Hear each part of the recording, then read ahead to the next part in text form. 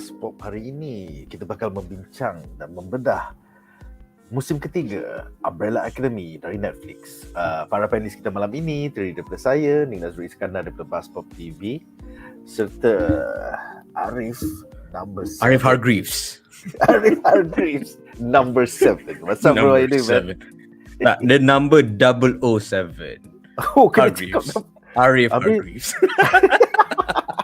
Macam siar. Yeah man.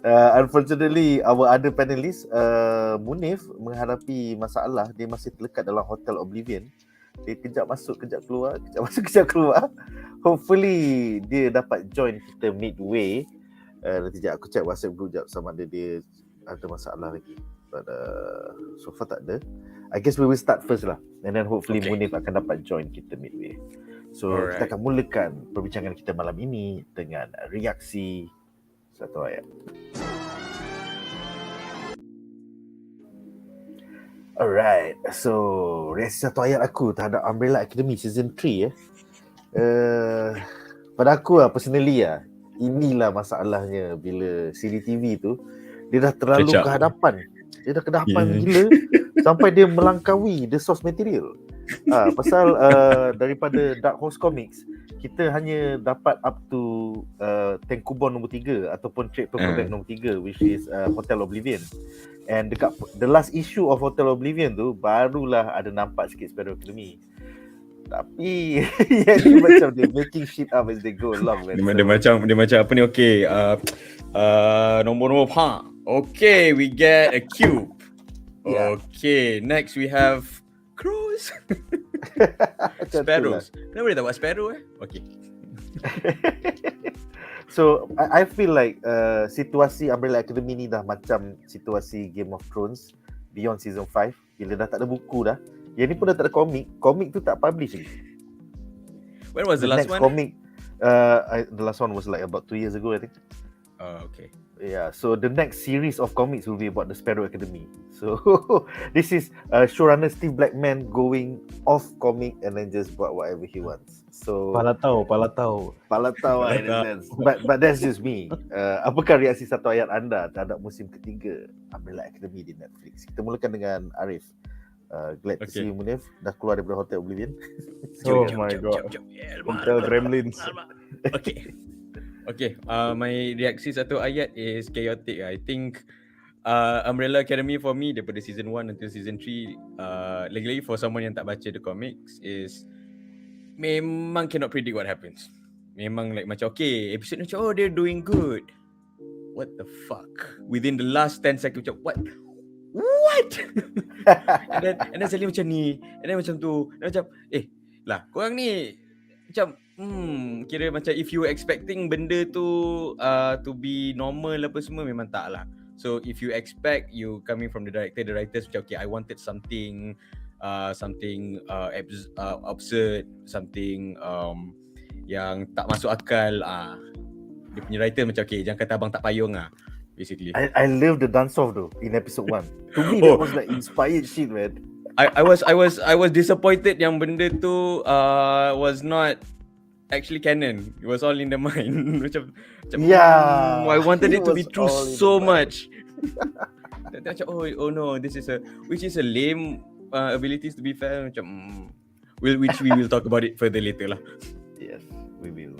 What's the name of the character again? I can't remember. Number 4? Number 4. Yeah, good. Yeah, I don't remember them by name yet. Sparrow Academy. Umbrella aku ingat lah. That's a problem though. That's a problem. You don't remember the vital ones. You only remember the vital ones.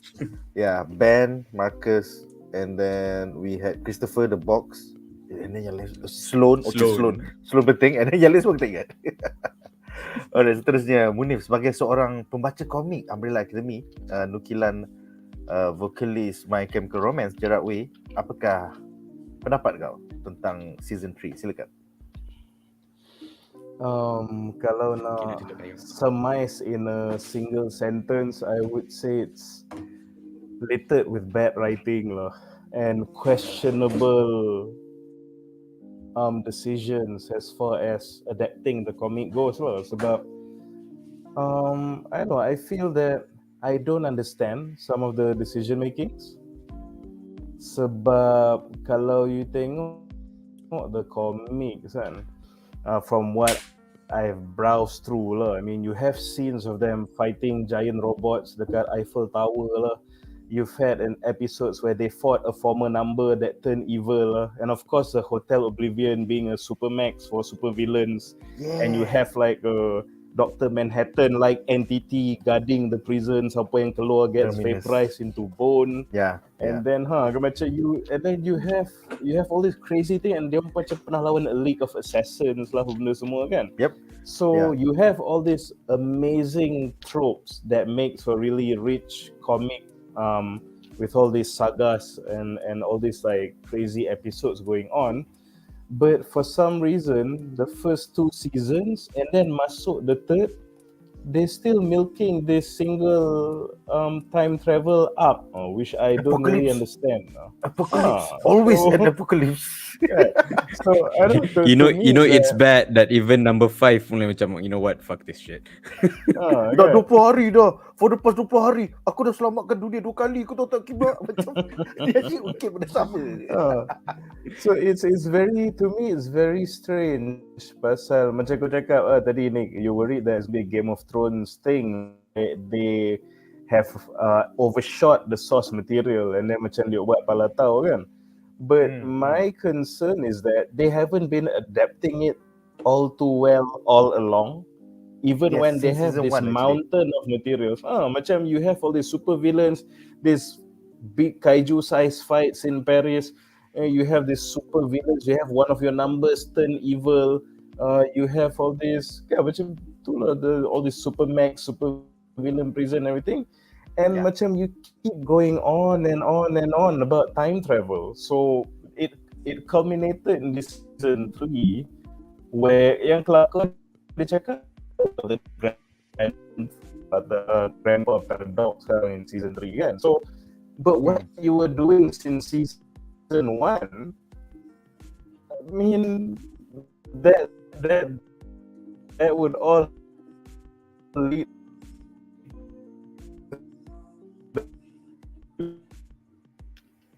Aku rasa kita ada grandfather paradox dengan Munif lah.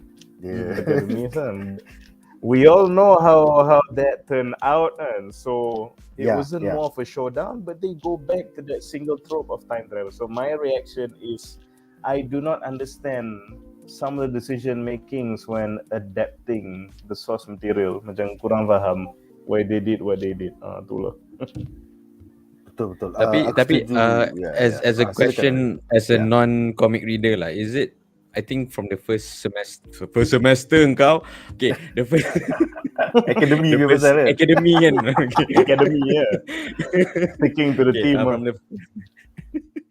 From the first season itself kan, I don't think it was a faithful adaptation from the comics kan. It diverged a lot, I think. A lot. So wouldn't it in a way already set a tone as a TV adaptation? Wait, TV adaptation and TV ada 2 terms kan, TV adaptation dengan something kan yang macam dia guna, it's not faithfully adapted or something. Whatever. So basically inspired by actual events. Inspired like that, macam The Boys lah gitu kan. Okay, the reality is this. Umbrella Academy could have been as awesome as The Boys. Tapi instead the Netflix show is like a CW The Flash. That's what we got. So we could have gotten The Boys in terms of zaniness, gila babi, great ideas each and every episode. Instead we got CW The Flash. Because it's true. Macam my problem is that it's not that they are not faithful. Macam I read The Boys too, and macam the show memang lain gila than the comics, but I love every second of it. So it's macam, to me it's not a reason of faithfulness. It's just that there's so many things you could do with the source material, but you keep spinning the whole time travel stick over and over again now.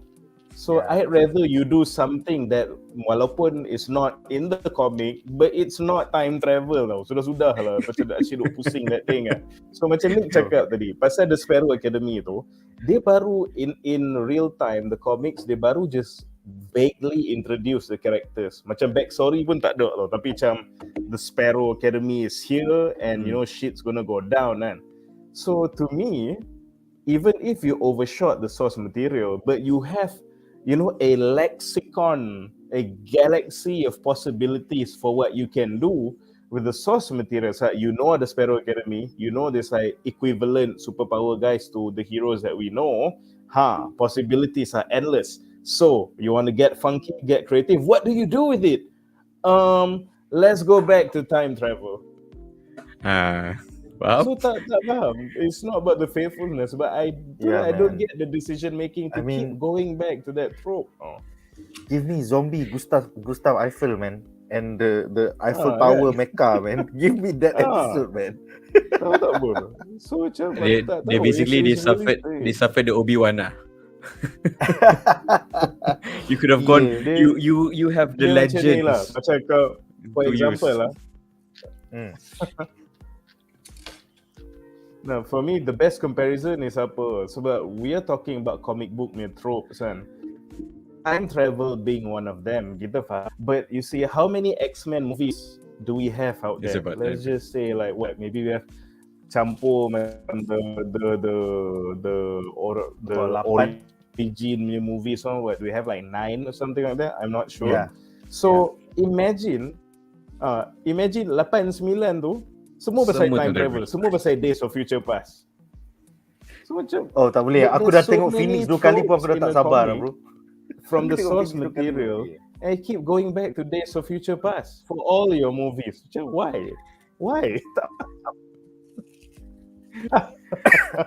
Yeah, that is a very apt example. Again, so that's to summarize. I don't get the decision making. Situlah. Alright, Arif, ada apa-apa reaksi sebagai a non-comic book reader? You've only seen 10% of the wackiness that you could be. Apparently itulah sebab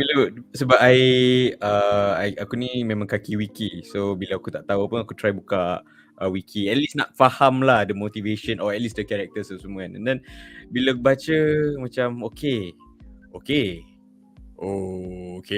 Macam what? Macam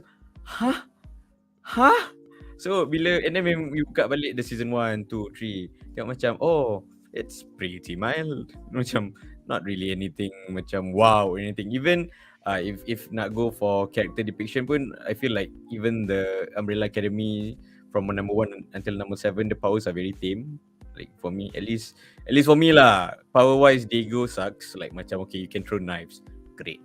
Then macam if you tell me it daripada awal from the first season 1 sebelum masuk, you kata okay benda ni kalau dia faithful to the books dia akan jadi gila, like super gila, I would be very very very disappointed lah bila baca bila tengok from 1 until 3. But then again, yang the only thing I know from season 1 bila nak masuk dulu is that this is by Gerard Butler.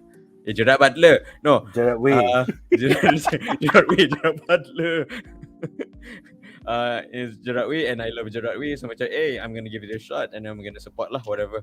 So apparently bukan. So dia macam itulah Gerard Way. Masa dia mula orang cakap dia nak tulis komik, ramai orang macam fuck off lah, kau lead singer je, siapa kau? Tapi rupa-rupanya he is a fanboy. Okay, he grew up reading weird shit like Alan Moore, Grant Morrison, and then he channeled all of that into Umbrella Academy. The first issue just blew my mind, man. Every single page. I feel like people who generalize him as just a singer like forgot that he writes most of the songs, and you know how the song goes, meaning he has like a wealth of absurd and very peculiar creativity. Even if he's just the writer in the comic series pun macam you would expect great things already lah, kan? So itulah in a sense in the series, a creator, not just a singer. Exactly.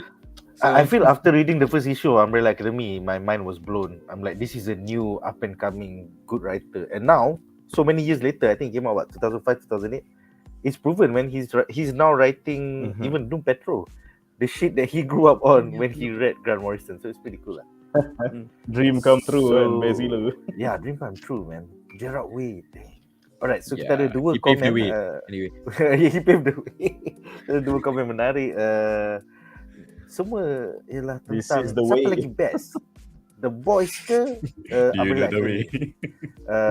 Agak ketara dengan cara kita bitching tentang Umbrella Academy dalam opening reaksi satu ayat ni. The Boys is way better. Kedua-duanya tak ikut komik langsung, tapi showrunner Eric Kripke actually makes The Boys better because The Boys was written in 2005 and Kripke is writing in 2020. So dia updatekan, dia buat tu commentary tentang Disney, tentang Warner Bros, tentang Hollywood. So The Boys is way better walaupun dua-dua tak ikut komik. So next question daripada Apit adalah, di antara Umbrella Academy dengan Stranger Things, mana yang lagi best?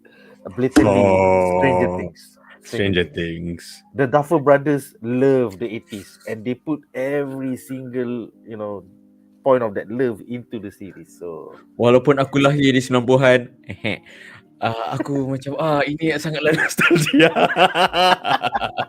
Ini sangat nostalgia. But you see, they pour their heart and soul into it. It shows. Yeah, they do. Betul, definitely. It shows. By the way, Munif, kau ada laggy sikit. Aku rasa kau terlekat dengan time berbiro ke. So kau ada laggy sikit. Kemudian Kamarul mengatakan, ini bukan Umbrella Academy ni. Ini Umbrella, ramalanku benar belaka. There's always a prophecy. There's always a time thing. Balik-balik pergi dekat the commission. The commission. Yeah, the commission ya. Macam itulah. Which I believe inside the comic is not even like a prominent going back thing. to that. It was a one-off thing. Like It's maybe just the Gerard first Way has 99 two ideas. This time. Yeah, every issue has like 20 ideas. So kau ambil just Monocle is an alien, Monocle took 7 kids. That's it. We didn't have Gustav Eiffel zombie, Eiffel Tower is a mecha. We didn't have King Kong fighting a human, therefore resulting in the all the kids we born. So many things tak ada, bro. So many things. Macam itulah. Kita akan mulakan like fake clone Allison getting sawed into half. Yeah, so many things. Kita akan mulakan bitching session kita malam ini dengan top 3 sebab mengapa Umbrella Academy Season 3 HAMBAR. Kemudian kita akan sambungkan dengan top 2 reasons mengapa ia hebat. Kemudian kita akan mengakhiri dengan harapan kami bagi Season 4. So, jom kita mulakan. Alright, point HAMBAR kita yang pertama ialah tentang The Sparrow Academy. Sayur. So, aku ada 2 soalan dalam segmen ini. Soalan pertama adalah untuk Arif. As a non-comic book reader, apakah pendapat anda tentang The Sparrow Academy yang pada mulanya nampak awesome gila, tapi akhirnya sayur je? Kena lempang dengan anak Victor, iaitu Harlan. Macam tu je. Aku macam fuck weh. So, silakan Arif. So, I think sebab dia lebih kurang anak Victor kan. So, dia punya power should be similar, obviously. So nak kata easily kena lempang, since kita tahu Victor is very powerful, can literally cause the end of the world twice. So that should be comparable lah. Okay, fine. My problem dengan this season in terms of character The Sparrow Academy is aku tak ada exposition. Maybe I should not have expected exposition for them. Maybe it's just a plot device for them. Macam I was super disappointed dengan number 1 punya portrayal. It's just patutlah bila you tengok any TV spot ke any promo ke apa ke, member tu macam tak ada sangat. Rupa-rupanya by the end of the season episode 1 macam mati bodoh situ je. Macam okay. Sebab during the first it makes you question now. Kalau Marcus boleh mati macam tu je, kenapa the rest tak kena mati from the reality wave? Macam apa kriteria dia? Macam I know it's random, but 7 people in a house, you would think. And yang paling I got bugged is Christopher lah. Macam how?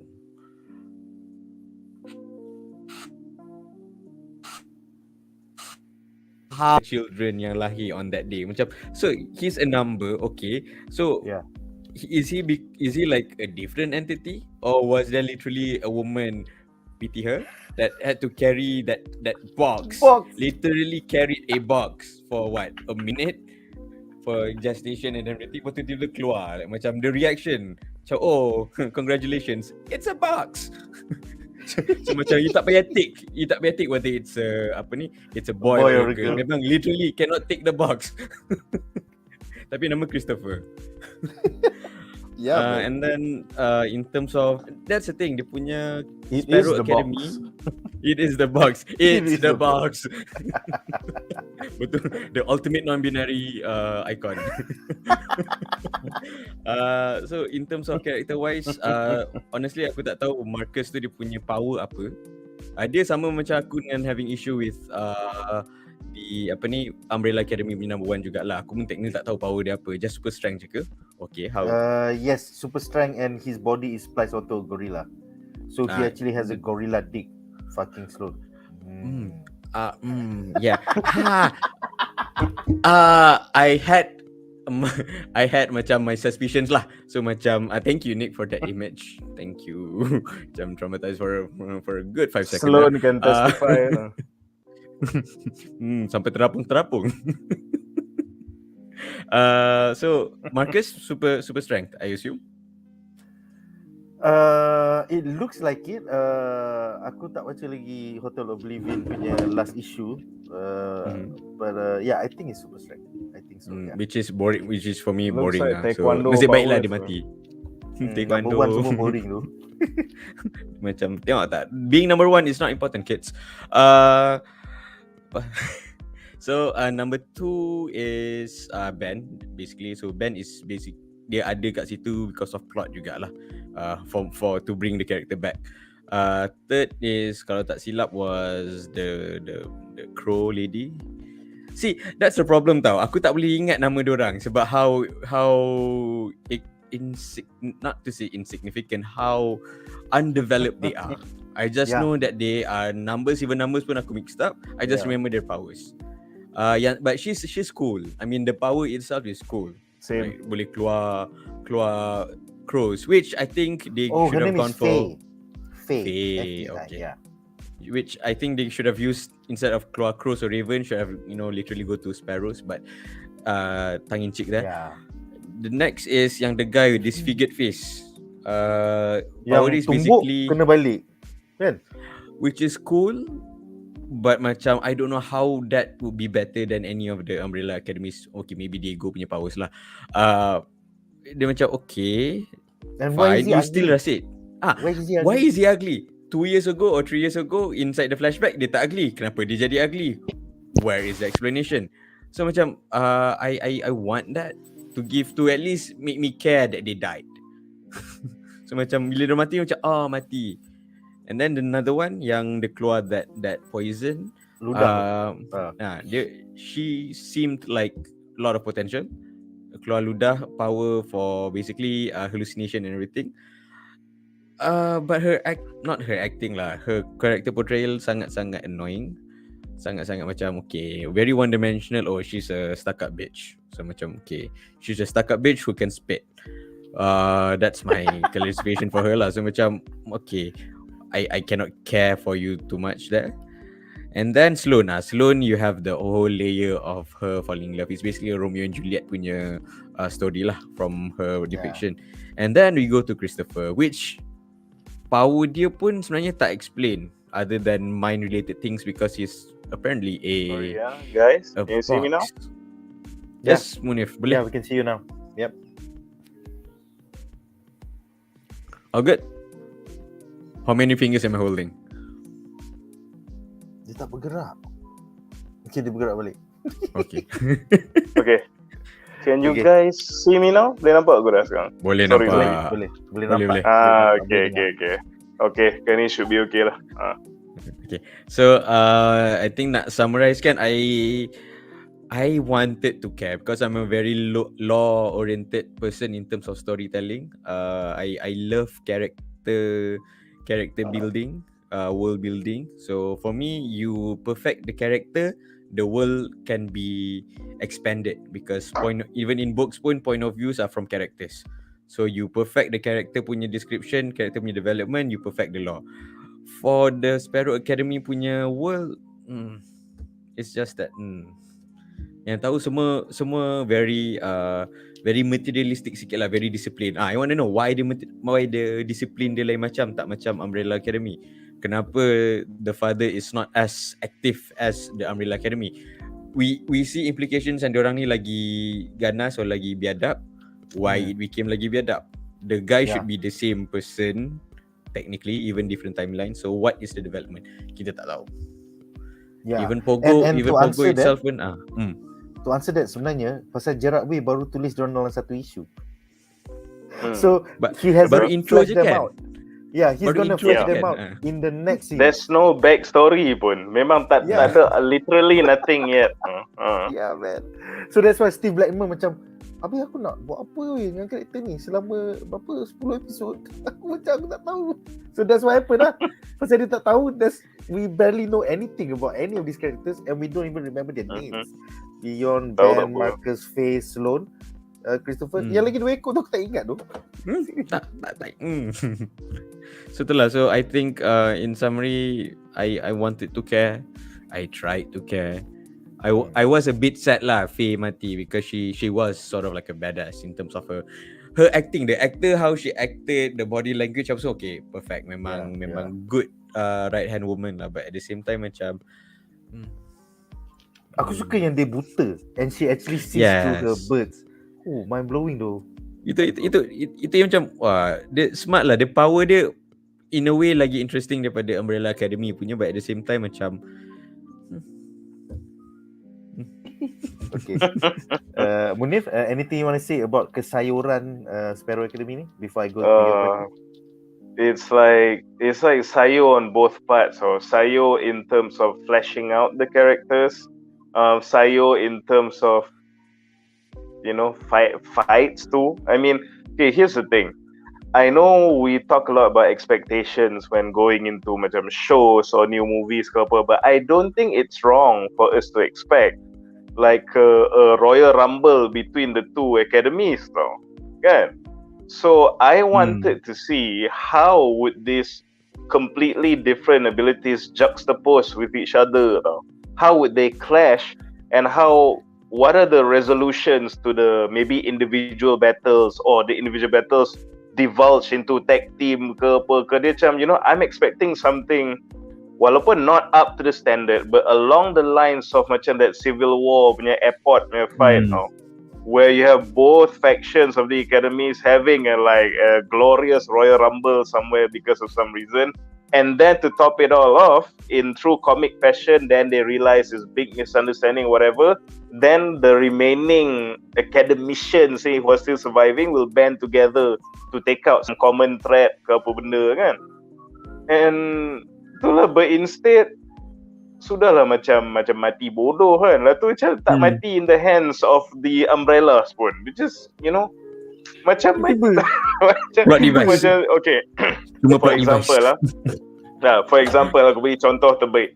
You have that like yang muka macam dah melebur tu, which is your Walmart Sebastian Shaw kan.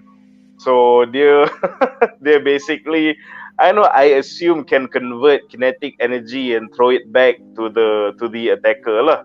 Which is interesting because with this kind of like macam tricky defensive characters, you want to see how the heroes with their powers kind of like solve that problem now. So how do you take him out? Macam is it a war of attrition? You damage je walaupun dia reflect balik, but he's actually taking damage too. So siapa tahan lagi lama macam akan menang ke? Or macam like X-Men kan, in the end don't impact damage him, just like tekan the coin into his head ke apa ke. So you want to see how these individual Sparrow guys get resolved by the umbrellas lah. But instead Harold tiba-tiba datang out of nowhere and just like yeets two of them je mati. Macam mati bodoh macam tu kan. So aku macam tengok alamak mati bodoh. Then you have this like really cool Faye lah. Sama, we like her design, we like her powers. And dia pun, and that cube guy is actually quite interesting lah. So macam dia just psychic kot. Dia psionically talking to dia punya siblings apa semua. Lepas tu dia dengan Faye dua-dua mati serentak because of the Cougar Blitz. So and then macam Wait. Dia Where's the fight? dia jadi Where's the dia jadi fight? Dia jadi problem is like the Umbrella Academy punya plot armor is so strong it can survive 3 Diorang apocalypse. kena wave reality. Yeah. Diorang okay je. Okay je. Itulah. So No stakes. macam- In the end macam no stakes. sebab I don't mind if the Umbrellas overpower them ke apa benda ke, like really give the Sparrows a beat down that they deserve ke apa benda ke, and macam mati bodoh in that way, fine. But is that they're not even defeated by the Umbrellas. So. Yeah. So you They know were defeated by macam Harlan and the Cougar Blitz. it's like macam ibarat, you know, you macam contoh again, ambil contoh Civil War lah kan. So this is roughly that lah kan. You have Team Cap, you have Team Iron Man, and it's hype in the trailers of benda semua, and then they have the big showdown dekat airport tu nak lawan. Then tiba-tiba macam ada earthquake ke apa ke, so half the guys on Team Captain mati tu. So macam, okay. Macam what the fuck? Kalau 5G buat jatuh, aku rasa banyak fans menjerit tu. Diorang dah lari next to each other tu. Earthquake.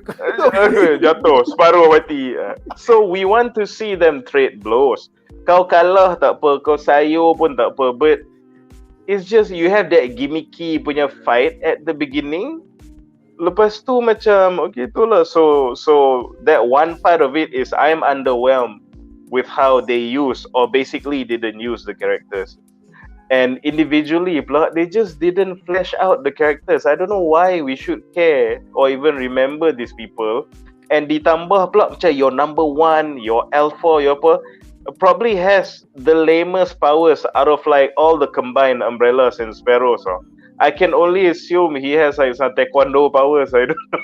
Because it's just like dia macam tendang kan. So macam like balancekan badan macam okay. Badan kan. So I could do that eventually. Probably I don't know. maybe a Tai Chi powers lah. I don't know lah. Like moving around ki or something. I don't know, whatever. And then when talking about powers, I also don't like the power scaling of Umbrella Academy because it's very inconsistent now. Sebab kalau tak dia anggap macam Victor punya blast tu is like very deadly pada semua kan. Yeah, that could just sear and fry people yang terkena. Macam tu macam Harlan buat kan. But then bila Victor buat and kena 5 ekor the Sparrows, dia macam kena je some like harmless concussive blast, just shockwave bodoh kan.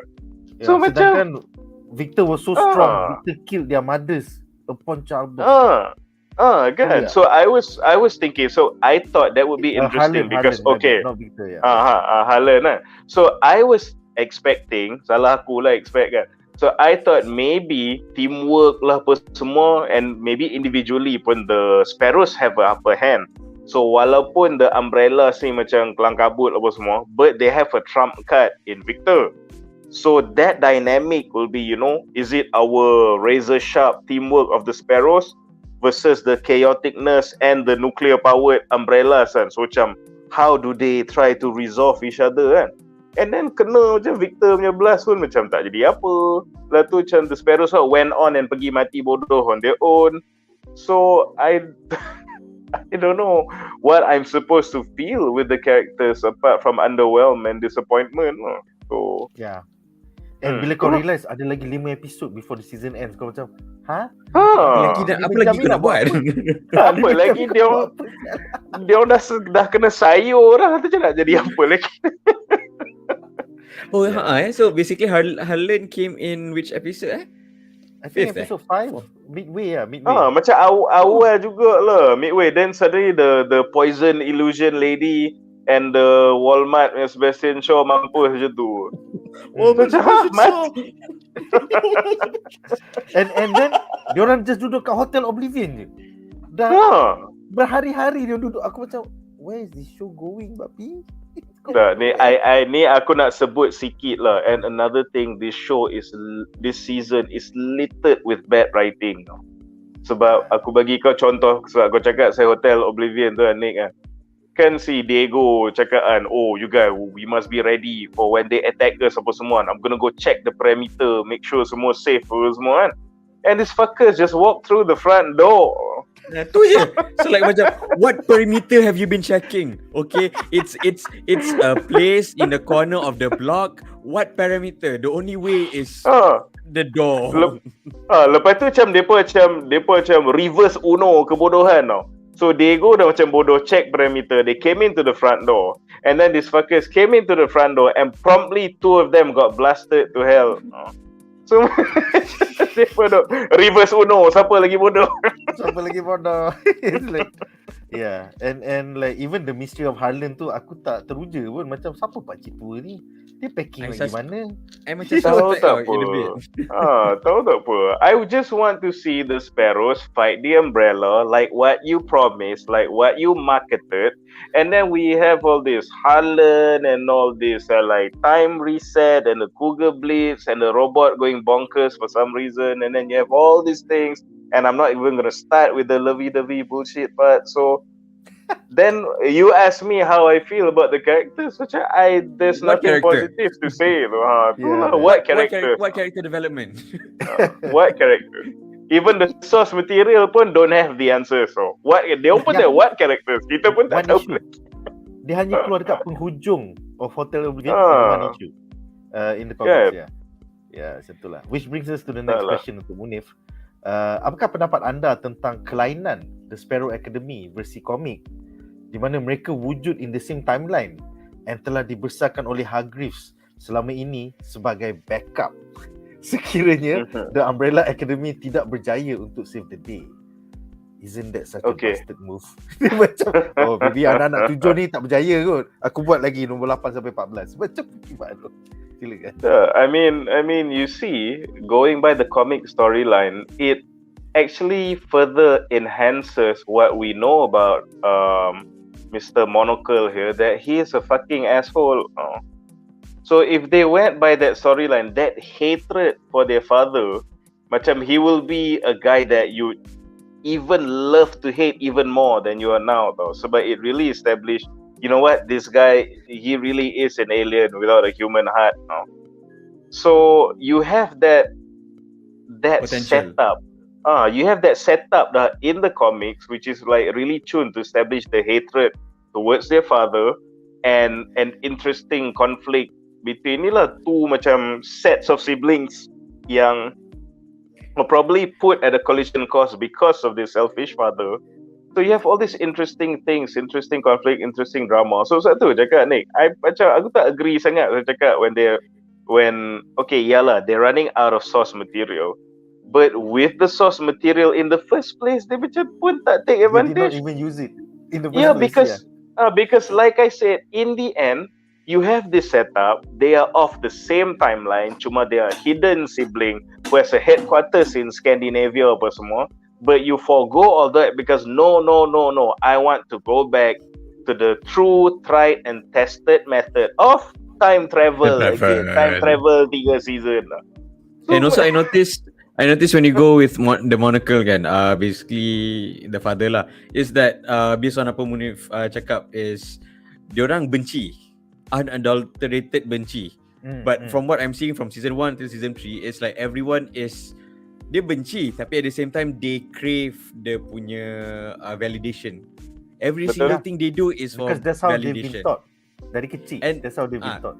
So basically all the plot lines is revolving around validation from the father. So macam I feel like macam okay, even bapak dia dah mati on season 1 pun father issue lagi. So macam, is this just a father issue story from season 1 and season 3? Well, the Netflix series is lah, but the comics is yalah. I mean in the series lah, Netflix series. Yeah, so but the thing for me is that I understand if they want that to be a recurring theme, because when you talk about macam daddy issues, it's a character trait, so it sticks with you kan. Which is okay lah. So kalau yang tu nak transcend a few seasons, you have daddy issues. Faham, because that makes your character, that defines the individuals of the Umbrella Academy. But this whole time travel thing doesn't define the characters, doesn't even define the comic. But they like persistently sticking to that and source material tak ada, benda tu pun diletak benda tu, and you've overshot the source material, you have a whole new world to explore without constraints, and you go back to that, mati-mati dia mesti go back to that time travel juga. So I don't understand why they waste all this really really rich things that they could play with. Macam kau cakap contoh tadi, macam you talk about validation kan. Imagine that all their lives the umbrellas ni thought is either we get or don't get validation, that is the height of our loneliness and sadness. Turns out, tada, surprise motherfuckers kan, it's not just that. Validation tu siap pergi to another team. How betrayed would you feel? So that's when you culminate in menggeram gila sampai you know, these are the things that would drive you to probably kill your crazy ass alien father lah, setting that conflict kan. Tapi ni macam there's just none of that, or because you guys didn't exist, that's why he raised these guys instead. So macam kata actually he's not that bad lah orang tu. Aku tengok the Netflix series kan. A lot of the things he did is quite logical because he's thinking of the bigger picture in mind kan. So instead of really hating his gut, dia ada some leeway tu tengok sebenarnya kadang-kadang di umbrella si pun korang ni bodoh ke, cuma jangan emo sangat. Dia jadi macam tu, which is not what that character is supposed to embody. He's just a bastard, a heartless alien that. Tapi aku tak tahu lah. Yada time travel. Itulah. Betul lah. Arif, you want to add anything before aku membaca komen untuk segmen ini? I'm good with that. Alright, cool. Alright, so kita ada 2 komen menarik. Pertama adalah daripada Nasi Goreng yang bertanya, soalan saya, Umbrella Academy best ke? Siri komik dia lagi best daripada siri Netflix dia. Tapi kalau kau suka X-Men, then you should consider watching Umbrella Academy. Pasal dia macam X-Men tapi satu keluarga. Semua adik-beradik. Dysfunctional. Semua adik-beradik angkat. Sikit lah. Semua dysfunctional. Kalau kau ingat Cyclops dengan Jean Grey dengan movie tu dah cukup emo, ni lagi emo to the max. Dia sebenarnya to me lah, the Netflix adaptations, the characters they best because the actors did a good job. Lagi-lagi Five tu, and even Diego pun this season, and then Klaus kan. So they actually, and then even the monocle were really, you really believe he's an alien tau. Dia macam mana boleh, dia tak cakap apa pun nampak heartless tau. So you have all these great actors portraying some very likable and relatable characters lah. But it's just that the showrunners, like I said, macam tak faham, especially season 3, I don't get the direction tau. So kalau kau tanya best ke tak, season 1 and 2 is memang okay lah, is entertaining enough lah, it's quite enjoyable lah. Tambah lah characters tu pun memang best.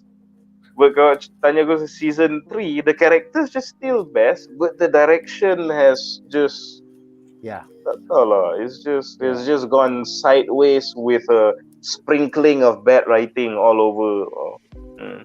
Alasan dia adalah pasal zaman pandemik, so diorang kena shoot banyak indoors. That's why Hotel Oblivion is effectively a set, and diorang then lawan indoors. Masa Klaus nak belajar mati banyak kali, and then masa Five dengan Klaus pergi jalan-jalan, and then that's it. I think that's it. Masa Harlan dengan Victor lari. So lokasi dia amat limited. Okay, macam ni. To that aku nak tambah satu benda tau. One of the best ever finale action pieces yang aku pernah tengok is in Kingsman 2, and that's just inside a fucking burger joint. Yeah, man. So indoors, outdoors, with a bit of effort and creativity, you can do everything. Yeah. The Mandalorian is effectively shot indoors. Both seasons, man. Yeah. There's no excuse lah to me. Kalau macam Marvel, I know Marvel pun macam ni, kau ada cakap benda ni pasal Marvel is affected by this whole pandemic thing because they are doing interconnected stuff. You are just in your own microcosm, in your own little world. You don't have to jumpa Branch ni off ke tiba-tiba apa ke. ada You macam have nothing to yang explain basically. lain-lain ke nak buat interconnected world, nak kena jumpa other directors yang buat other movies of the same universe, tak ada tau. It's just you. So if you're all in lockdown, if you're all in the hotel, there's Write no something reason better. to just macam Haaland habis 2 orang mati senang. Ni Kugeblik jadi gila lagi 2 mati senang. Macam that's not COVID, That's just lazy writing. Okay. I think as a comic reader, we have a lot of inputs. Bakar. Okay. So nak jawab for this as a non-comic book reader, it's not bad, but season 3 is not the best lah for me, because in terms of plot pun dia very, the closest thing I can describe is very mendalam. Not mendalam, lagi close. Dia tak as creative as season 2 or season 1. Sebab everything tu dia kat situ. Tu je. Okay, tak ada macam branching ke. Macam season 2 we have like a 1960s punya racism, and then we have Luther wanting to not join. We have apa lagi, Claus with the cult and everything, dengan love interest dia apa semua. Macam Claus like. So ni season ni dia just apa, the only benda yang pelik is tiba-tiba Diego ada anak, which it turns out is not an anak, and then we have Claus discovering his power, which ironically the actor yang berlakon as Claus, he acted in a not a superhero, macam superpower punya series dulu. I forgot apa nama dia? I think it was called UK show. Misfits. Was it Misfits? Yeah. Misfits. And that's the exact same power. Dia mati hidup balik. Yeah.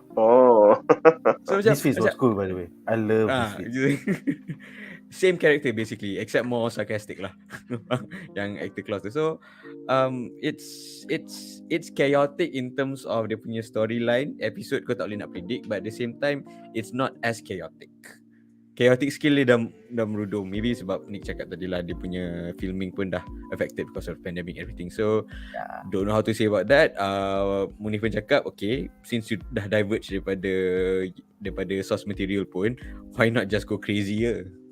Yes. So basically your team of creative writers tak boleh nak match Gerard Way punya creative. Gerard Way seorang. Gerard Way seorang je. So betul. If you cannot fight by quality, fight by numbers lah. But apparently your numbers pun doesn't match up. So pun useless. Itulah kan. Tapi tolonglah nasi goreng, tolonglah jangan tengok Jupiter's Legacy. Tolong. Aduh. Jupiter's Legacy. Murtad. Weh. Make up macam murtabak. Is way better. Umbrella Academy is way better than Jupiter's Legacy. Lupakanlah Jupiter's Legacy. Betul. Jupiter's Legacy, kalau kau nak tengok Jupiter's Legacy, my recommendation is that go into the show with the intention that you're watching a comedy, and you might enjoy it. Anggap dia comedy, so maybe agak terhibur lah sikit. Kalau hate watch boleh tak? Dia macam mindset macam I'm gonna hate everything, you know what, I'm just, you know what. Okay, if you feel Umbrella Academy season 3 is slow, kau tunggulah Jupiter's Legacy. Lagi slow. I think my mom watch that. I don't know why. Like, mom, if you're watching this, like macam, out of all the things in Netflix, why did you watch that? Which I pun tak ada keinginan nak tengok, even though I tak baca apa semua. Just the premise sendiri, I feel like macam okay, never mind. And setiap kali masuk, mama dah episod lain episod lain. Looks a bit the same. Macam it's like, aku isn't it the screen panel?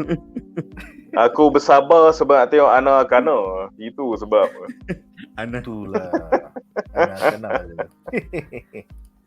Alright. Soalan seterusnya adalah daripada kategori The Great.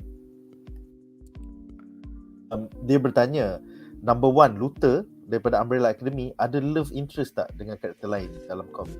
Dalam komik dia, aku tak tahu dia ada kaitan dengan Sloane ke tidak, tapi dia memang forever cintakan Allison. Forever cintakan Allison. Yes. So Allison is dia punya greatest incestuous love. Yeah. Social incest. Mr. Betul. Tapi dia orang nak angkat bro. That is strictly, that is porn title already bro. Itu plot social. drama, itu plot drama Melayu tu, kau tahu tak? Kau tengok tau drama pukul 7 back in the day, banyak lah duk suka kat abang angkat lah, suka kat dia angkat lah. Disgusting. Betul. So patut orang Malaysia lagi ramai lah suka. Okay, never mind lah, kan kena cancel nanti kan. Let's not go there. Nanti ramai tune in for the wrong reasons. Betul lah kan. Tiba-tiba kan. Okay, soalan terakhir. Apakah projek yang Gerard Way involved dengan DC sebelum penubuhan band My Chemical Romance masa tragedi 9/11? Aku cuba gali, aku tak jumpa tu. I did not know that Gerard Way was working for DC before that. Because yang aku tahu komik Umbrella Academy ni hanya terjadi selepas MCR berpecah. Berpecah, lepas tu baru dia fokus kepada komik. So I'm not sure but most likely it might have been Doom Patrol. Pasal dia memang minat Doom Patrol dari dulu sampai sekarang. Explain why he's so dark lah dengan lagu-lagu lah semua. Pasal DC kan. Betul. Pasal DC. Trauma. Alright guys, so dengan itu berakhirlah segmen pertama kita, dan kita akan ke plot hamba kita yang kedua.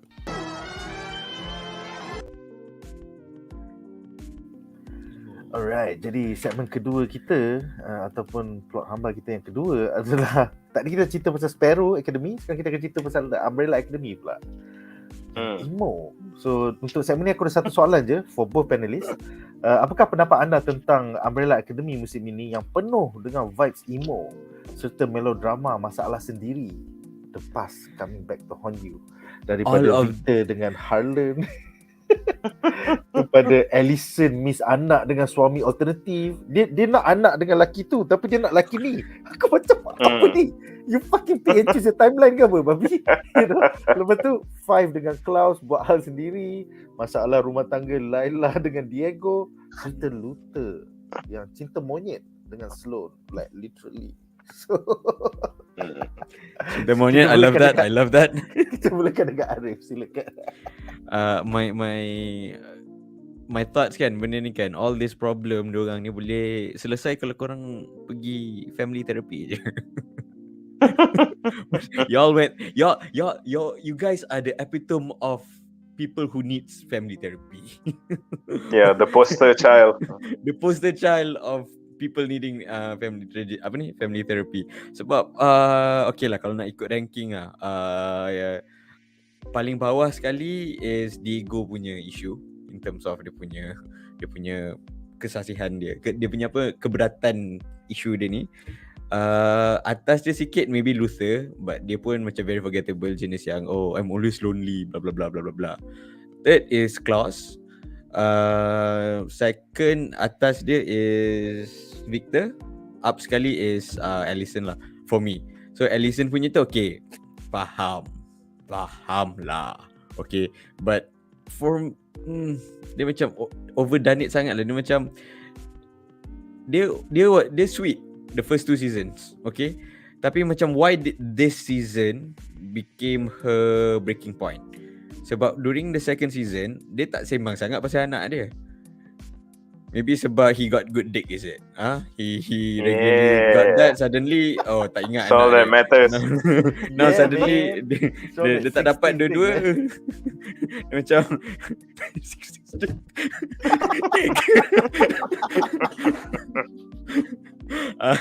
and then suddenly baru teringat, aku nak anak, aku rindu anak aku. Bos, sekarang aku rindu anak kau. And then tiba-tiba macam ni cakap tadi lah, aku nak anak aku yang ni tapi with another man, which is the one from 60s, which could be my great-great-grandfather. Possibilities endless. So macam incestuous love. Amerika kan? Dia kat Alabama ke tu? Tak tahu kan. Alabama. And then Sweet home. Sweet home Alabama. So basically the whole family is a train wreck lah. It's fun to watch a train wreck, but we've been seeing this train wreck since season 1, season 2. So macam there's no resolve. actually I had a problem kat dengan clause sebenarnya. Dia macam dia punya part tu, I thought we've resolved this since season 1. Dia punya issue ni. Tadi Bila dia dia masuk cakap dengan balik. Ben. Kan bila dia cakap dengan Ben, I thought like, okay, you solved already. You can talk to the people. Oh tak, dia boleh pegang Ben. Dia boleh touch Ben. Dia boleh touch Ben. He's always been able to talk. I thought macam okay, dah settle. Datang balik. Lepas tu yang Diego dengan Laila ni macam alah, I don't need this couple punya banter with the anak luar nikah, which turns out to not be an anak luar nikah, just an anak luar nikah but on a different person punya anak luar nikah. So macam and then we got the gorilla dick. Yeah. Came Gorilla out of flying nowhere. dick. Episod pertama bro. Bila diorang look at each other sejak episod pertama bro, you can feel it man. Genesis Rodriguez. Aku terus add dia kat Insta. Aku macam, oh yeah. In a way, he was drawn to her by gravity gitu. Macam sial. Monkey wants a gravity. And then yang Victor punya I feel like dia punya transition pasal Victor punya transition from Vanya to Victor, okay, I think that was done very beautifully, and the support and the love came surrounding that. I feel like that was well done lah. That is what you are supposed to do if you have this sort of family members. Great. With the Harlan tu, dia sama juga macam Alison jugalah. Dia macam hang up to the past pasal cinta yang dia tak dapat. So macam okay, aku responsible for this boy, which is in fact okay, betul. But apa Alison cakap dekat dia is betul lah. Kau punca. Semua kau punca. Dia macam dia tak nak bagi tahu orang. If you told the truth if you communicate properly with your family, this kind of things, betul. Dia mengamuk ke apa ke, will have been resolved. Okay, dia tak bermaksud buat benda ni. Tak, kau bawa mamat tu pergi some godforsaken diner, tukar apa ni, basically endangering yourself to solve this thing alone. And then Alison dapat tahu. And then by that time Alison dah kena nerf. Bukan kena nerf, dia boost by Harlan juga, which still I don't understand how that happened. And all of this happened, all the scheming apa semua macam. So kau nak cerita apa sebenarnya? Kau Dia macam dia nak fill in the time until episode 10 needs to happen. So dia macam okay, kita perlukan sebanyak mungkin drama, semua orang ada drama. Lepas tu episode 10 happens. Okay, episode 10 happens. Dia macam normal series, dia ambil, dia masuk tangan in the box of all the drama punya slots kan. Okay, I'll just take 2. Alright? No. How many main characters we have? 7. I'm going to take all 7. Like macam 7. Fuck it. Every episode one trauma. Yeah man, macam tu lah kan. Alright, Munif, sebagai seorang comic book reader, are you pissed that Vanya Victor has so much spotlight? I mean, she was only the villain for the first book, and then by the end of that one, dia kena kelar kot, to the point that she can't even have a voice. But now, like, she is so important. Dia ada kuasa apocalypse lah apa, like she wasn't even so important in Dallas, let alone Hotel Oblivion. So apa pendapat kau? Silakan. Well, my opinion to this is that, you know what, funnily enough, benda kau cakap pasal, you know, end of the world is why is Victor in the spotlight, or should she not be in the spotlight and everything. I actually do not mind whatever direction they take if it involves more fights, more powers, more super-powered conflicts. But itulah, instead I would be happy with that. Apa benda yang orang tak puas hati tu, I'd be happy with that, because what we got instead of super-powered conflict, we got all this, you know, this super-powered family drama, this drama conflicts, you know. So if I wanted this bullshit, I just like watch reruns of Full House or something. I don't know, you know. I need to watch this. Don't need these things. I want to see like big ape guy punching karate powered guy, and then nuclear girl exploding the Raven girls. You know, I want to see all these things. But so you know, then we can debate whether is Vanya getting like more screen time ke benda kan. My problem is that the powers didn't get enough screen time. Aku tak tahu, maybe sebab I was sick on that day. I watched Umbrella Academy, so aku whole day terbaring and aku just marathon the whole thing. So in my head, everything is like kind of jumbled up. So I'm pretty sure there were some episodes where there were no powers at all. Yep. Betul. Betul. Betul. I had a feeling, Yeah. kejap. I think that was a whole hour of no powers, or was that like half an hour one episode, half an hour another episode? Aku je pening, but I'm pretty sure there were episodes without powers. So what the hell am I watching, kan? So and tu lah. So what we got instead, you know, like tadi aku pun nak break down the conflicts that we have a bit. Okay, starting with Allison. To me, like this whole macam Allison thing is very funny. You know why? Because this is a very woke show. And Gerard Way sendiri yang kata it's okay dia nak tukar macam Vanya jadi Victor to suit Elliot Page kan, and macam you know it's okay macam kita buat. So you know they're very very, the people behind this show is very woke, which is why I don't understand that they really done all the black characters dirty. Betul. Okay. So let's start from what we have already been discussing tadi.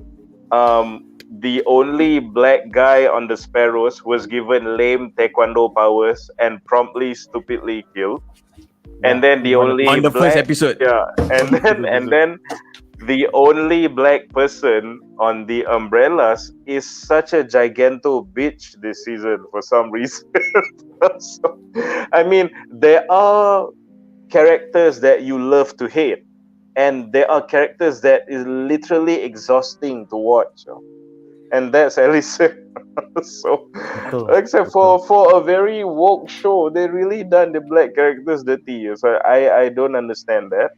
And then, okay, so speaking of the woke thing, that we go to the whole like Vanya Victor thing, and I agree, this was, you know, all things considered, it was done quite tastefully and quite naturally lah. Sebab kalau you tengok, macam Diego, who I assume is a bit more conservative, and dia macam the awkward pause, but you know, his family, they accept.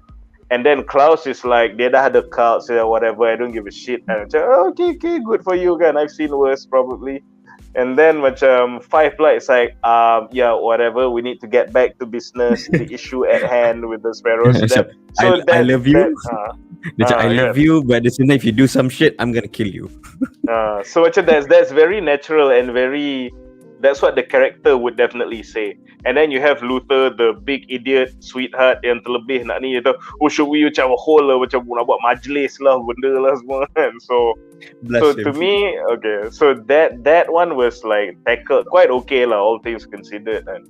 And then you have the whole Diego with the Laila and the anak angkat that was pointless, and in the end bukan jadi anak angkat.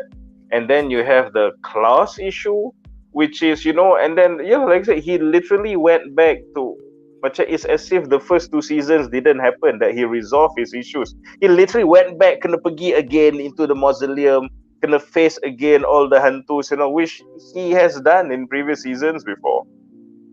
So yang tu pun I don't really get why we had that plot. And the most time wasting of all is this whole macam Luther falling in love bullshit lah, pasal I think this was okay, I don't like all this family drama rubbish, but Luther punya is the worst, not just because I don't care about lovey-dovey things in shows, but this whole subplot highlighted the sheer weakness of the writers of the show. Pasal, let me give you like one big example where I just couldn't take the story seriously anymore, is because of this subplot. Pasal, you see, the Umbrellas know there's a world-ending Cougar Blitz underneath the mansion. But why are they stalling? They literally could not go, because we would risk some of us getting killed, because the Sparrows will definitely macam lawan us if we step our foot depan the mansion pun. That was established during our first encounter. It's that serious. This world-ending thing, you tak boleh access because the Sparrows will kill us. Kan? And then Luther is just going there every night fucking with Snow. And they know. And then the worst part is itulah the worst part is kalau somehow macam band semua tak tahu kan, okay lah dia orang bodoh ke bulan, but they knew and not only were they okay with it, they wanted to award him with a Sparrow punya baju lagi on top of that. Yeah, so what were you guys so worried about? Ramai-ramai pergi situ, kita nak join Sparrow, deal with the Cougar Blitz, nah ambil balik uniform bodoh korang, world safe. I felt like the lepas yang 2-3 karakter tu mati, tiba-tiba dia jadi macam safe. Dia macam okay, kau lah pergi cakap dengan dia, Victor. Lepas tu Alison kau pula pergi. Lepas tu okay, kita pergi sama-sama lah. And then Luther in the meantime just like going every night. Bam. Lepas tu Laila dengan Five, the decision makers, tiba-tiba kena pergi cari briefcase somewhere, like what the I never understood that. So macam after you see that whole thing started because of the whole Sloan and Luther subplot. Because of that subplot, everything just collapsed for me writing wise. So in the end, to summarize everything, right? You have all these subplots about family drama and everything, which A, has already been fully hashed in the first 2 seasons. B, some of them has even been resolved and is now redundant. C, just highlights the weakness of the writers. And D, takes up screen time for when we could have powers and powers clashing instead. So again, more decision makings I don't understand. So it's not just about okay, there is drama pukul 7. It's not just that. Macam banyak series pun. The Boys pun ada je dia drama pukul 7 moment kan. But it doesn't derail from the core, from the heart of the show. I mean, you have this. So aku dah tengok lah. Alamak, Huey tu. Ni lah drama kan, Starlight. Frenchie tu, drama dengan Kimiko. But you see, like the whole macam Huey Starlight thing, macam tak suka this couple thing, pop habis, dia kejap je. And then macam Kimiko, Frenchie, I don't like all these love things, but dalam love tu, Kimiko stabbing a guy with a nail through the heart lah apa benda, this still goes back to the core of the series, which is like violence and fucked upness. Yang ni literally macam aku je tengok ni kan, I'm just waiting for Jaludin Hassan to step into the screen tu je, anak-anak dia ni ambil lah take over company papa pula lah apa benda kan. You know, it's like sampai macam tu literally je drama Melayu pukul 7. Mana scene breakfast? Mana scene breakfast? Bapak tengah baca surat khabar. Mana? Air oren. Air oren, roti makan tak habis, belah pergi kerja. Ya, I dah kena pergi kerja sekarang. Aduh. Yeah, so I tak faham. I don't understand. That's why. So you have all this rubbish culminating in some episodes not even having displays of power. Macam The Boys, every episode paling kurang mesti ada darah. Whatever it is, someone's gonna die, someone's gonna get fucked, someone's gonna bleed, someone's gonna get raped, someone's gonna get... You know, the theme of the show remains, whatever it is. And so, it's just weak writing and poor decision makings all over. I don't understand. More confusion on my part. Tak faham. Ya, Steve Blackman tak boleh cakap lah pasal COVID. Kita tak dapat syuting. Ya, tulisan kau tak cukup bagus. Dia bukan pasal COVID dah. Dia pasal tulisan kau tak cukup bagus. Itulah. I guess we are basically done dengan segmen ni. Unless korang nak run lagi. I think I nak just tambah sikit that macam Munif cakap lah, the writing, okay, to be told, all of this, my comments, all my criticism is actually retrospective. Waktu tengok rasanya tak ada macam isu sangat. Dia macam I think because just follow the flow macam okay. Then bila fikir balik ni bila kau start berfikir lah, dia macam okay. All of this diorang suffered macam Star Wars sequel trilogy. You have amazing cast, amazing potential, amazing sauce, to be fair. Kalau Star Wars kau ada sauce, okay, when I say sauce, you can get sauce from the legends lah, basically. Kau boleh nitpick from there. Yang ni kau dah ada, you already have established world, comic book world. Regardless kalau kau tak follow and this thing is technically over the current published, right? You can take bits and pieces. Macam siapa tadi cakap, it's not even 10% of the lore of the world. Yeah. So but you already have this amazing cast, right? Sparrow Academy, I cannot say much lah apart from Ben and also maybe Faye. I mean, I really liked Faye. But Umbrella Academy punya cast, like from 5, very charismatic. Klaus is Klaus, the chaotic bitch. Like I really love that man. Macam okay, dia every time dia masuk kat sini macam win.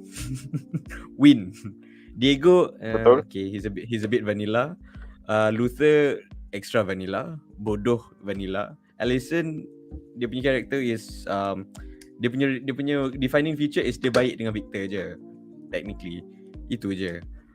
But the actors are all great. Just that when you get the script, you need to read it lah. Kau tak boleh nak tambah apa-apa kan. So nak buat macam ni, medal je lah.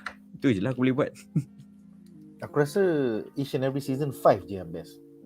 5 is the yeah. Betul. Yeah. And ironically 5 akan jadi Robin dalam DCEU. That would be perfect casting serious. That Really? would be perfect casting. Oh, okay. Oh, One day I hope. One day. Jadi Robin, yeah. Tapi betul lah, Robin like yang mana? if Damien. yang mana? Damien. So macam if I can add lagi lah, I mean about I guess since we're talking about the writing kan, I'm also extremely disappointed that the writers doesn't seem to understand or care about how their power works and consistency when it comes to their powers tau. Sebab there are many instances, okay, I complain about powers not really being shown, but when they are shown pun macam tak ada consistency tau. I've already talked about how Victor punya powers tu power level dia tak consistent. That's one thing. And then if you notice, last season had a good development for Diego's punya power actually. Turns out he's not just macam bullseye, just macam supreme marksman macam tu. He actually has some form of telekinetic control over the objects he throws that he can actually macam ubah dia punya trajectory benda semua kan. So when then come season ni, dia macam jadi that was like completely ignored completely forgotten. Sebab masa dia lawan the samurai at the end it just stupidly throwing at the guy punya helm a fucking metal armor betul tak jadi. So I was thinking since last season macam dia boleh bend and adjust the trajectory of dia punya throwing knives kan, maybe dia tahu tak jadi kan, then dia try dia baling, but then benda tu pusing and masuk celah the armor or something apa kan, dia boleh control macam really precision, macam bend the knives to go into the pleats apa kan. Tapi ketang pisau habis lari. Dia tak ada konti lah. Dia tak ada konti. So where was the season 2 his development, that level of control with the trajectory of the things he was throwing? Yang tu satu. So a power up that they forgot kan. And then for this latest season pula, they suddenly, randomly, unceremoniously gave Allison a power up, which dia dah tak payah cakap, I heard a rumor dah. And then, so I thought, this is gonna have some really big fucking implications kan. So she used it in the final battle against his dad, who's like inside some kind of energy bubble, and the power didn't work. So macam, what was that? What was that upgrade for? I thought at the very least dia cakap kat samurai tu, hey samurai, stab yourself kan. Kau apa benda kan. Ada lah impact sikit. So macam tak ada. In fact, dia guna and then gagal. So what was the point of the upgrade? No, the only time dia actually work is waktu dia gaduh dengan Victor tu je. So macam wish led to nothing.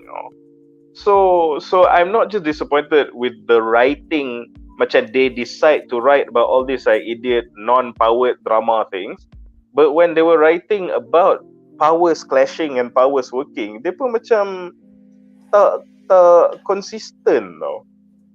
So and even macam ni ada komentar si Iman ada cakap pasal yang Klaus punya power up lah. that one so I thought was really cool because dia macam jadi immortal apa semua. So I was assuming bila dia lawan zombie tu dia kena hack him down, yang samurai kan, dia kena hack him down, bangun balik and boleh stall dia orang ke apa, something epic like that kan. But instead like he just like fucking died before the final battle. And then that, bear in mind, he didn't just die, but that whole space-time of the whole universe was erased. Yeah. And then somehow he can Appear. conveniently manifest in this another pocket universe. So macam Sejak bila dia dapat power 5 pula ni kan? itulah. Tapi So, yang dia bawa that's balik not- Luther tu, dia bawa balik Luther jadi materialize tu, aku macam oh my god. okay, yang dia bawa balik Luther tu pula, yang tu okay, that I could see as another like cool iteration of his powers juga lah. But which was stupidly and promptly undermined again by more bad writing. So aku tengok satu Luther mati, like he died dead. So that is like macam super impactful lah. And then suddenly he came back. So you thought macam mana he came back kan? Then turns out he's still dead. He just came back as a ghost to assist kan. And then okay. And then when the time was reset, I'm back again. So Yang tu aku tak faham. But Yang tu aku tak faham. So He okay. was nowhere near. So that's the thing. So even I can accept the explanation. Okay, the world has reset to this timeline where all these guys patut exist, so he came back kan. But it cheapens the deaths. Kan? So you tak sempat nak mourn, you tak sempat nak be shocked. I mean, if I was, I know I'm not a professional writer, but if it were me, I'd keep him dead until the season ended. And then you like, okay, tak tahu apa jadi macam season 4.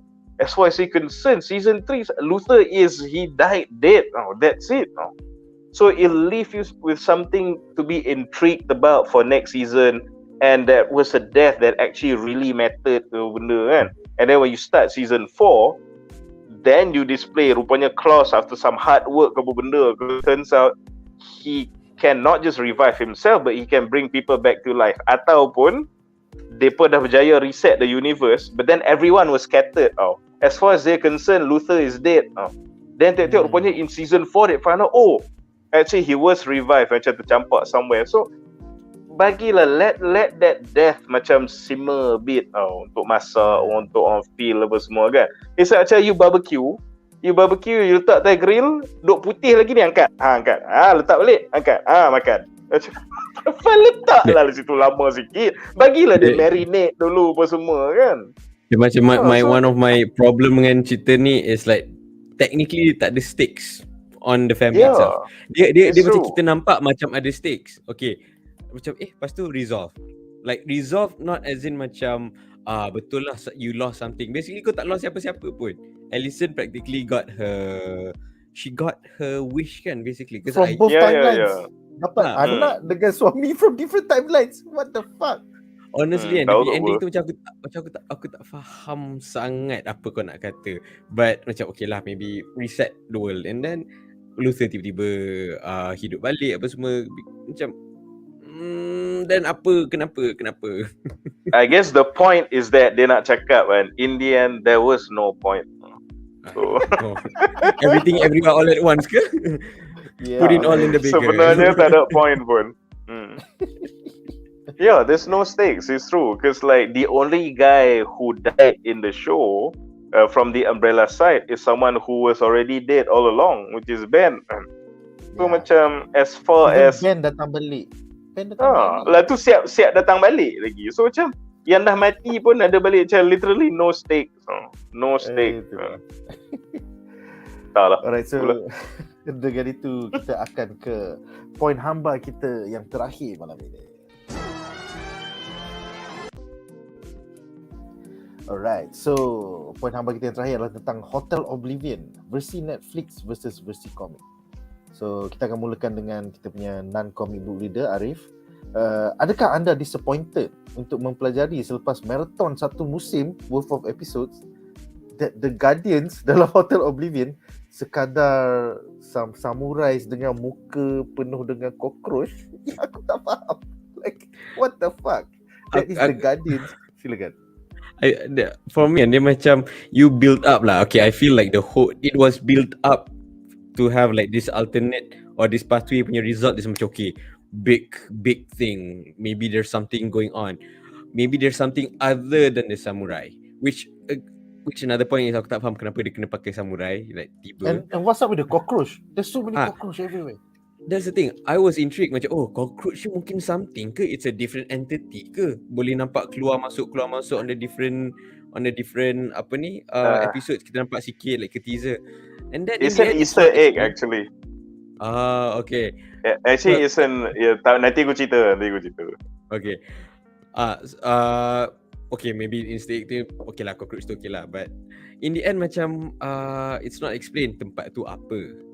And then I need variations in terms of threat in that place, because you are saying that place is it's a death camp. It's a very dangerous place. In the end, if I just hide from this samurai people, yang apparently it's not that hard to kill. I mean, it's hard, but you know, it's not like way hard or anything. And then bila buka, it's just people yang ada banyak jerawat. Macam aku tengok macam brother macam tak nampak ni. lubang sini macam kau siapa? How did it happen? How did the Hotel Oblivion is like a Japanese replica of the other Hotel Oblivion? Is it a different dimension? Is it what is it? What it is that samurais look cool. Let's put them there. That's what it is. Ain't that racist? So much for woke. So, lepas tu, you did all 8 episodes of fighting the Google Blitz. In the end, nothing really matters. And then bila masuk kau tekan loceng. Kenapa kena tekan loceng dulu baru benda tu jadi? So kenapa kau tak payah tekan loceng? How about you just step on the bintang without tekan the loceng? Right. No, apa function kau tekan loceng tu sebenarnya?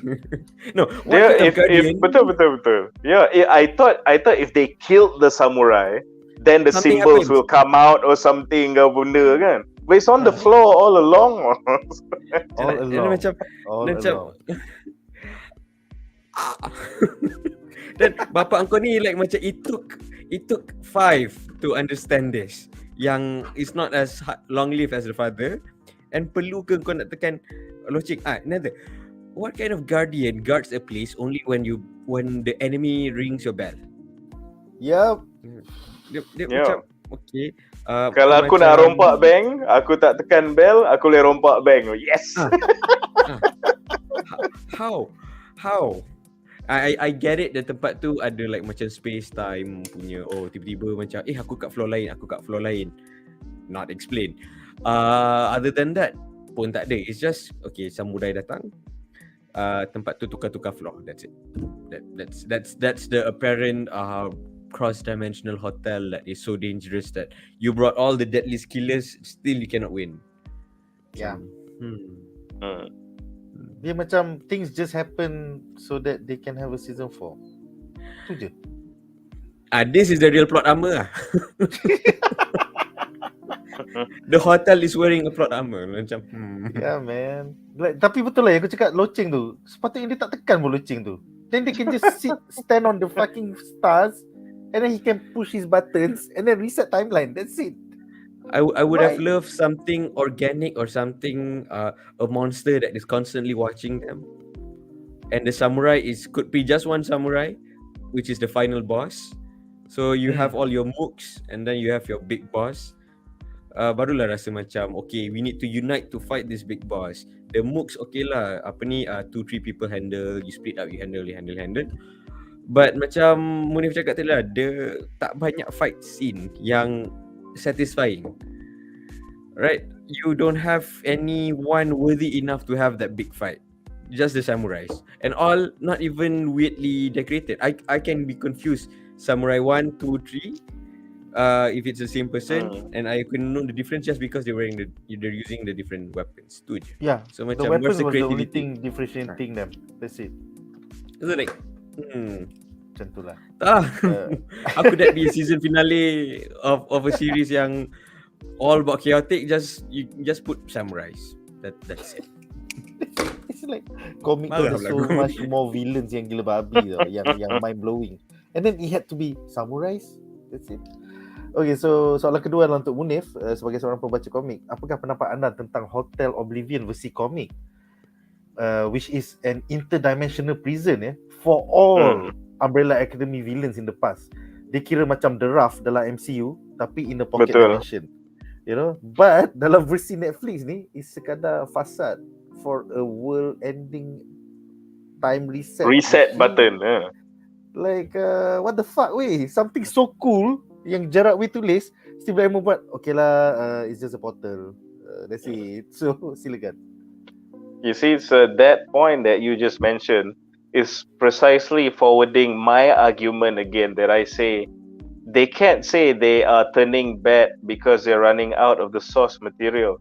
They have fucked the source material like all along when they have it in abundance. So this is why I say again, I do not understand the direction. Okay, so before I go on my own rant on the finale and about the Netflix version of the hotel, so let's talk a bit about the comic version of the Hotel Oblivion. Macam as Nick cakap lah, it is like a supermax for all the most heinous punya Umbrella Academy punya villains that they've managed to put away.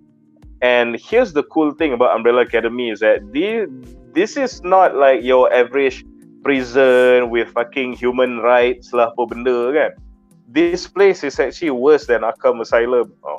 Sebab tempat ni, okay, yang aku cakap Easter egg tadi kan, all the prisoners in the Hotel Oblivion will be served daily one serving of cockroach. That is dia punya makanan sehari. Satu hari makan satu lipas. This is your diet here. So macam you know, it's like, and then they will just be driven mad inside the prison. So I don't know why you see that sinisterness of using just one cockroach once a day ni makanan kau. But you said, oh, you know what? Let's dial it to 11 and samurai ke banyak cockroach. And dekat Hotel Oblivion tu nampak tau macam ada villain-villain macam orang Rusia, macam ada. They have no role. Lepas tu dia orang mati kena reality wave je. Lepas tu kena reality wave hilang macam bodoh. Okay. So, I honestly wanted to know diorang ni siapa sebenarnya, asal peculiar sangat diorang ni. Russian ke, komis ke, mafia ke, you know. Sebab because the other thing to kind of maybe explain the samurai is like this lah. Sebab in the comics version, you have this macam Dr. Manhattan punya figure, like a godlike figure floating macam above the hotel, and you actually mula-mula macam tak nampak this guy in action now. But because the prison is in a pocket dimension on another planet, so memang kalau kau keluar from the building pun and somehow survive this godlike deity duk terapung above the hotel and frying everything yang keluar, even if you survive, you're fucked because you're not even on Earth tau.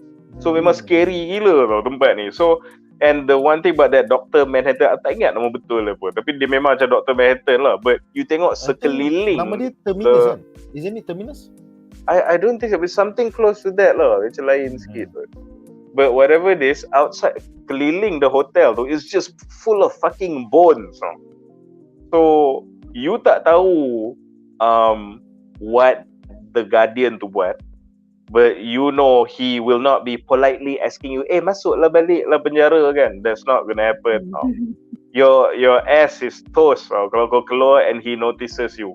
So it's really scary, and it's also implied that that guy was also somehow one of the villains that either the Monocle or the Umbrella Academy guys put in the prison to begin with. They defeated him dulu, and then I think because dia macam tak tahu tunjuk good behavior or struck a deal with the guy so that, you know what, I know I'm stuck here, but for some special privileges, I'll act as your warden here. Macam so I think they try to maybe macam samurai tu is prisoners yang, you know, struck a deal with management to become the warden of the place. So I think by using that Dr. Manhattan tu punya plot line a bit, that's how they came up with the whole samurai ideas. So they could be like banduan di situ that turn to wardens lah. Or but using that concept very loosely lah. I don't know if you want to bersangka baik a bit of the thought process or creative process or why they went with the direction that they went with lah. But whatever it is, the hotel in the comics. By the way, nama dia adalah The Scientific Man. Yes. Itu nama dia. Yes. So you see, so it's a lot more interesting and eerie and scary and macam feeling of hopelessness. So bila you cakap saya Hotel Oblivion, the name Oblivion tu is not for show. It's scarier than Arkham Asylum, and that's not easy to top. So Umbrella Academy is an award-winning comic by Dark Horse. So this is the source material, and you bastardize it like to make it like so not only tame and nothing to do with such a rich source material, high quality source material. I don't understand why. So with that, this leads me to some of my complaints about the hotel and the final fights itself lah. Aku rasa aku dah cakap tadi, I don't like how the writers don't understand how their powers work. Like Diego lupa he can bend the trajectory of his knives, and dia tak baling macam bodoh to the samurai punya directly on its freaking armor, hoping that something would happen. And then the other thing that again, bad writing, I tak faham. Look, I know we're trying to establish the new band as a jerk, kan? Okay? But we also know new band here wants to impress Papa. New band here wants to lead the mission and have a successful mission to impress his father, because he's still all about that validation, kan? Which makes no fucking sense that he doesn't gang up with his siblings bila lawan the samurai, say. When the samurai datang, but just to show that he's an asshole, which we already understand the whole season, you're establishing he is an asshole, tapi takkanlah sampai out of character. He needs this mission to work juga. Macam siblings dia duk kena murder dengan benda dia macam duk tak tolong buat bodoh kan. And pasal Munif lah, pasal band kan, it's more like macam dia tell not show. Orang nak show, dia kira macam by telling, by showing. Tak, dia macam okay, I'm an asshole. Okay. Yeah. Dia macam I need validation. Kau tak buat apa pun. But that's the thing. There's a time and fucking place now. So you need this to work too though. And on top of that, when finally okay lah, masuk campur pun. Oh, finally Ben is like gonna tag team with them, man. And then his sotong ass probably get handed back to him. Dia macam boleh tolong pun je useless. So macam I don't know, the writers the epic ke buat macam tu. Macam sombong tak nak tolong. When he did, he got his ass kicked. So macam I don't understand, like when you were looking at that scene that you wrote, kau macam pat each other's back ke, kata wah epic sel kita buat. Aku tak faham. Okay, so yeah, further complaints is about the hotel itself. So I don't know lah. For me personally, as an architect myself, when you design something, when you build something, and you do detailed drawings of the building, and for many years you develop that building until completion, as shown in the show juga, it's very strange that you would miss or completely not know about certain details of your own buildings, because I think Mr. Monocle should fucking know about the switches on the floor. yang dia bina. And yang dia bina. Okay, why is it that dia bina dekat dunia ni, tapi when you go to the portal, there's another Hotel Oblivion on the other side that looks the same. Yeah, that's the thing. Because here's the funny thing. They actually show us when they found that pocket dimension that had the reset switch. It was nothing. It was just a fucking hole in the sky. There was no building. There was no architecture. There was no structures. They built the hotel, switches and all, to encompass that pocket dimension, so they can access it at any time and send all these suicide missions to pergi situ. So you literally would have helped to build the switches and the tiles there, so that they can copy. And then when it copy or not.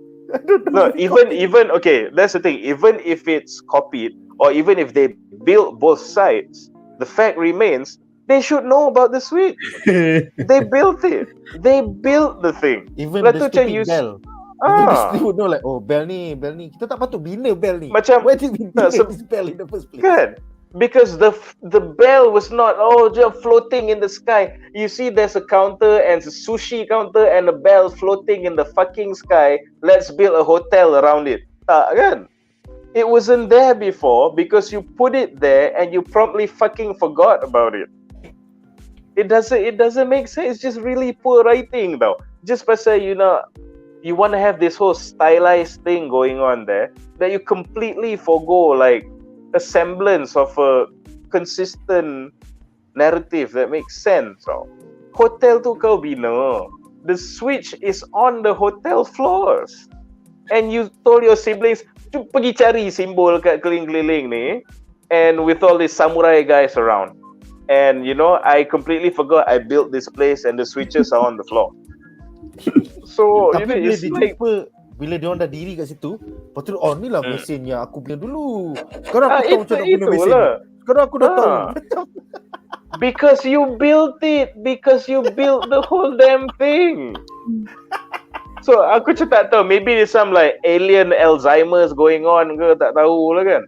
Lepas tu and the other thing tu lah macam jadi susah nak suspend my disbelief when the writing is this bad.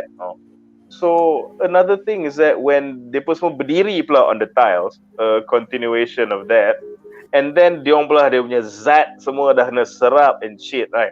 So if they do not get absorbed completely until diorang mampus, the reset will not work, kan? But then they didn't die in the end, but the fucking thing worked regardless. Yep. It was So apa reset stakes dia? and macam they itulah was the say they didn't die. Edison tekan butang tu semua. Jangan tekan butang tu. Lepas tu dia tekan. And then, boleh. So boleh pun. that's the thing. So all along again, Mr. Forgetful Alien Daddy patut cakap, don't worry, tekan butang ni kita dapat reset and you guys won't die. Chill, relax lah, jangan gaduh. Ada lah orang bising. See, all this issue for this fucking family is communication.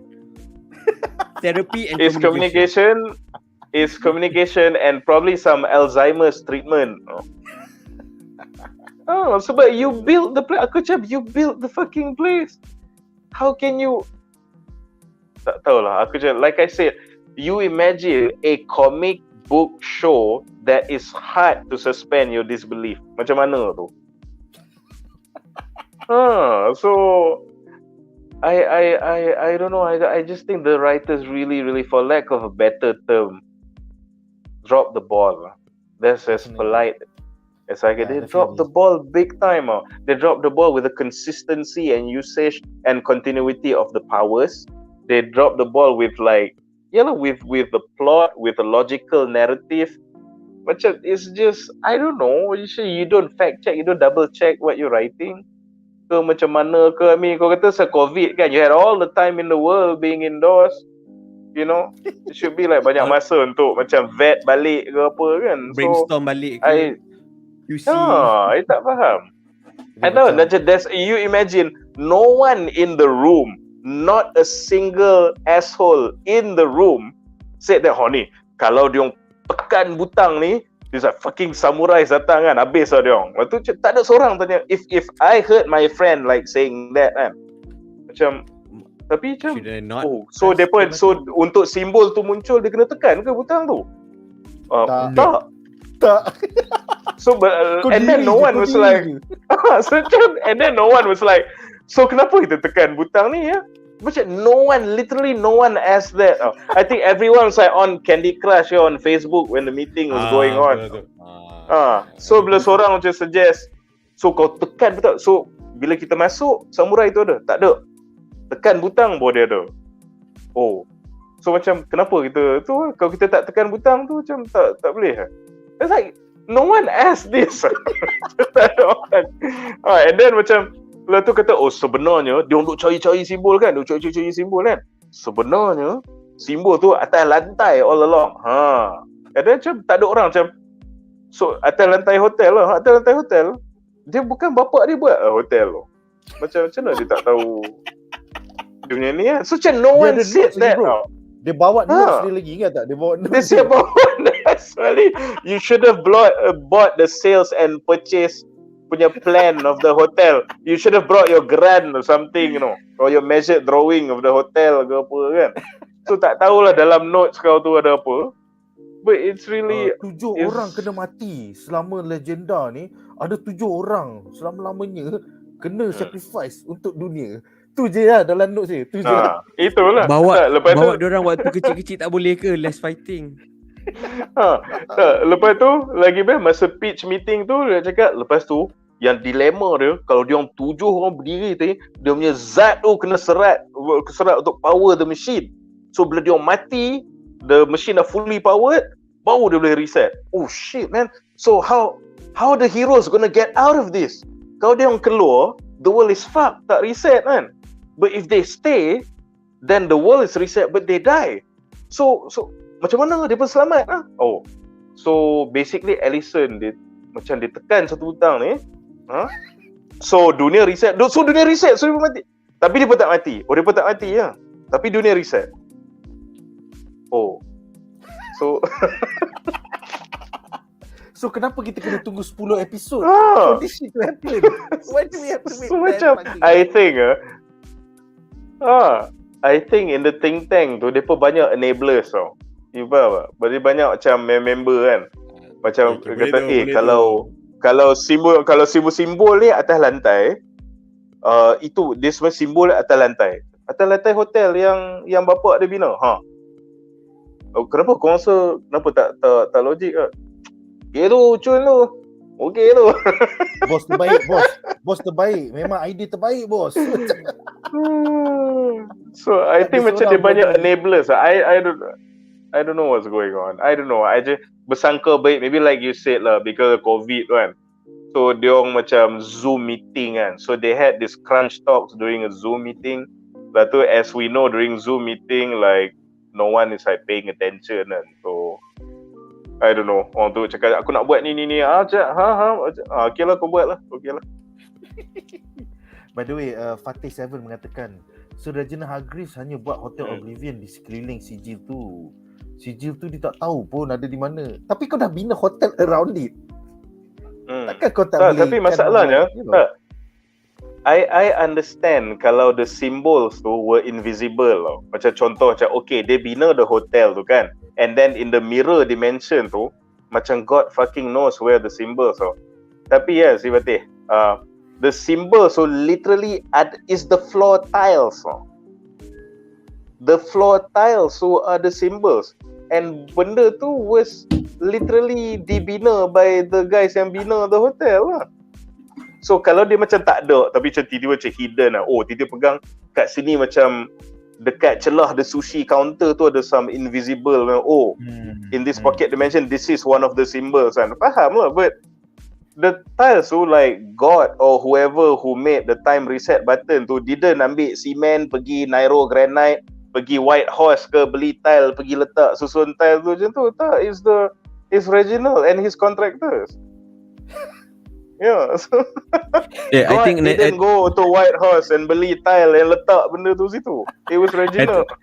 I think another thing yang problem is that kita tak dapat explanation sangat tau this pocket dimension. Apa cerita dia sebenarnya? How is it Ya, develop kenapa apa semua? bontot kat depan tu kepala lembu tu, kepala kau Ah. tu, tapi bila lalu ke portal tu bontot kau tu. Macam Dia macam kalau ada like macam kepala and then ada bontot, there must be some decorative decision making done for it to happen. Takkan tiba-tiba jadi macam tu. Must be someone influencing. Who is that someone? Is it Reginald? Tiba-tiba dia ada termakan acid ke apa benda ke, tiba-tiba dia buat benda macam tu. So kita tak tahu. Kita macam we have some speculation. Oh benda ni dia copy kot yang the original, the main Hotel Oblivion. Maybe kan. But we have nothing. Tiba-tiba now reset. They will definitely not go back to Hotel Oblivion to solve this plot point. Percayalah sebab benda tu dah tak ada dah. So macam now we just left hanging macam okay, how did this happen? What is the problem? So What is the glass pathway? We don't know why there is a glass it's pathway. true, it's true. Sebab like I said lah, the problem with this whole thing, I can accept if katalah God created a hotel where the reset switch is dalam tu, and Reginald built a counter hotel to hide the travelling to the parallel dimension, then belah tu dia pun tak tahu, belah tu dia nampak parallel, but sebab dia copy that hotel, so of course he wouldn't know if the hotel tiles are the switch. Kalau macam tu aku boleh terima lagi. But we saw that it's just an empty wormhole up in the sky. And they're the ones, without imitating whatever hotel on the other side, they built that hotel with the original ideas and designs from scratch. And so, the switch tiles are theirs.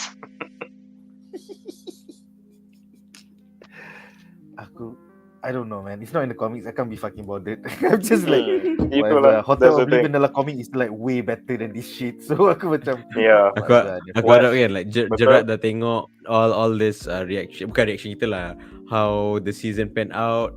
So bila dia start lukis tu dia macam macam George R. R. Martin lah. Dia tak nak habiskan buku dia. itu member tu, that's procrastination to the utmost level lah. Itu tak tolong dia dah lah. Itulah kan, dah bertahun dah kot. Mana weh, Winds of Winter weh, dengan Promise of Spring. Alright, so dengan itu berakhirlah 3 poin HAMBAR. Sekarang kita akan membincangkan 2 poin hebat lah sikit untuk season. Okay, some positives lah. Jom. Some positives, yeah. Let's go. Finally. Alright, poin hebat kita yang pertama adalah tentang Sir Reginald Hargreeves, Bapa Mithali. So aku ada satu soalan je untuk semua panelis. Apakah pendapat anda tentang watak Hargreeves dalam musim ini, yang pada awalnya nampak bagaikan Bapa Mithali, ajar Klaus macam nak control his powers lah. And it's about, it's a 180 degree turn from like season 1 punya father and season 2 yang quite bastard. Tapi akhirnya yang variant ni pun sama hanat juga. Dia bunuh Luther, dia tolak Klaus. So this was some masterful acting lah by pelakon Confiore. So what are your thoughts about Hargreeves untuk season ni? Kita mulakan dengan Arif, silakan. For me, dia punya character development untuk season ni masterfully done. I felt the sincerity lah, macam okay, member ni memang dia memang sedih, anak-anak dia in this universe kena pijak dia and everything. So you rasa kesian, especially when you compare to the first 2 season punya father. So macam, oh, this guy might be different. So this is just because they switch the timeline, bapak dia maybe jadi baik sikit and melayan anak dia apa semua. And then that peak moment yang mana dia terus bunuh, because we know dia must be planning something lah. That's why Pogo drug team ni, okay, maybe because dia nak buat plan something to do with the Oblivion, okay fine. Tapi the fact yang dia bunuh Luther tu, that was like macam okay, shit is about to go down. He is, I'm not sure whether he's been acting, maybe it's been memang sincere dia sayang budak-budak ni in this season, in this timeline, but dia punya nak dapatkan wife dia. I think all of this is because of the wife lah kot, most probably kan. So dia sanggup buat benda-benda ni. So we see the motivation, we see the drive, we see the development, we see the up and downs of this character. Then waktu dia dengan Klaus memang great chemistry. Memang very heartfelt lah tengok macam cara dia buat, dia console anak dia. Even from the first season pun, waktu yang macam afterlife punya scene tu, dia console, not to say console lah, dia cakap dengan anak dia tu kan. So it felt a lot of variation in this character, a lot of bukan variation, a lot of dimensions to this character. He's not just macam straight away orang yang dibenci. Tak, he is a character on its own. Maybe they fleshed out from the comics lah, I don't know. We see that he is an actual mastermind. We see that this guy, even though they lupa plan of the Hotel Oblivion, the mechanics apa semua, okay, fine. we can say like he is being sinister. Cuma towards the end of the episode, last episode tu dia mula start gabra sikit. So macam you're starting to lose the composure and everything lah. So itu mungkin you can say the character itself dah mula hilang sabar, sebab tu dia buat gopoh-gapah punya actions. But overall it's a good and the actor ni apa Corm apa nama dia? Corm Fiore. Yeah.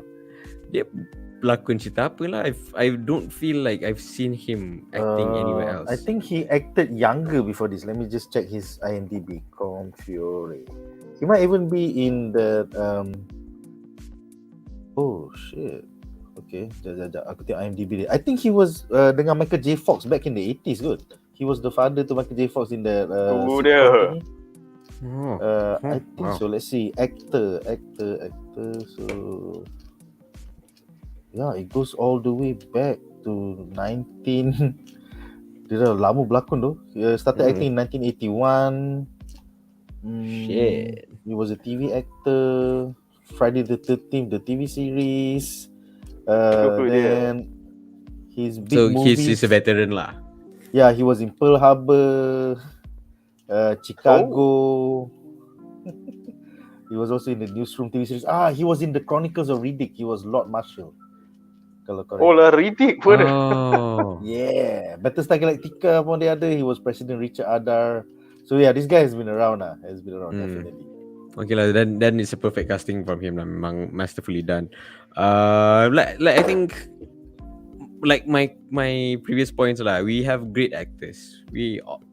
Everyone is perfectly cast. Betul. The writing. Yeah, man. The writing. Itu je lah. But in the end conclusion, Bapa Mithali, he was.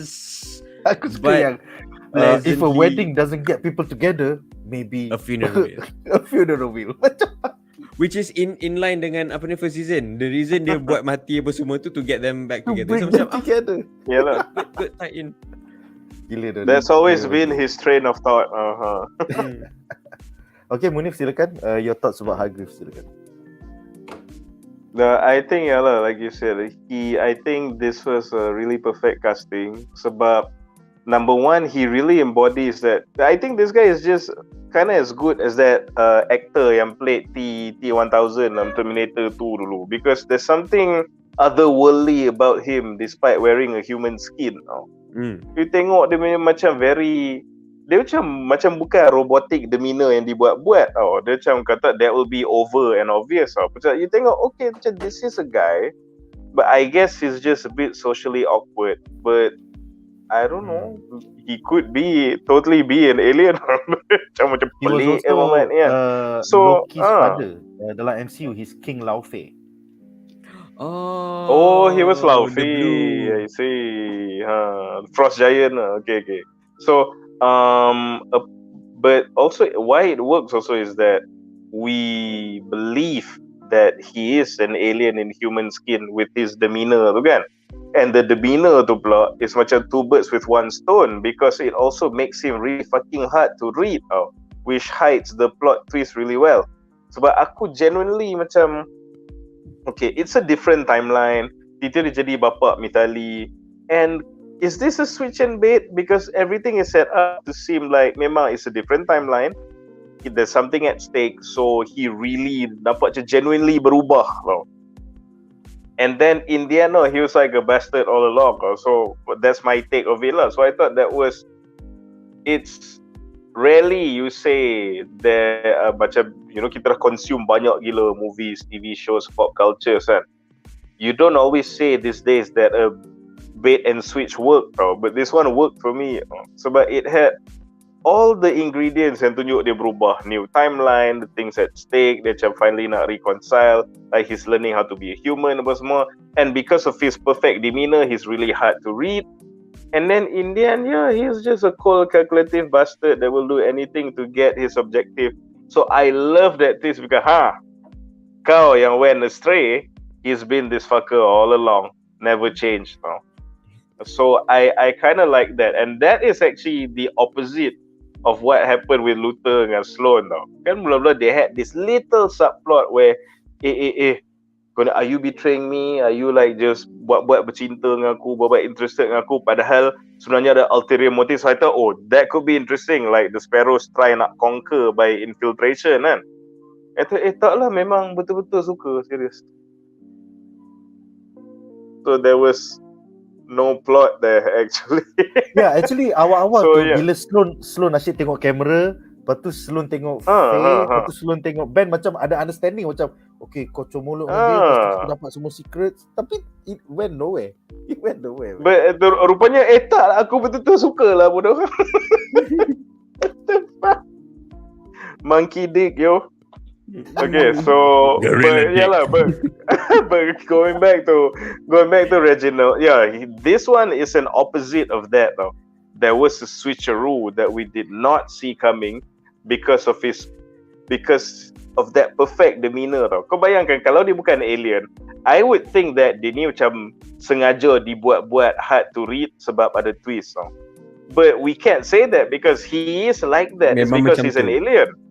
But tetapi at the same time, conveniently, his characteristics also hides that twist really well.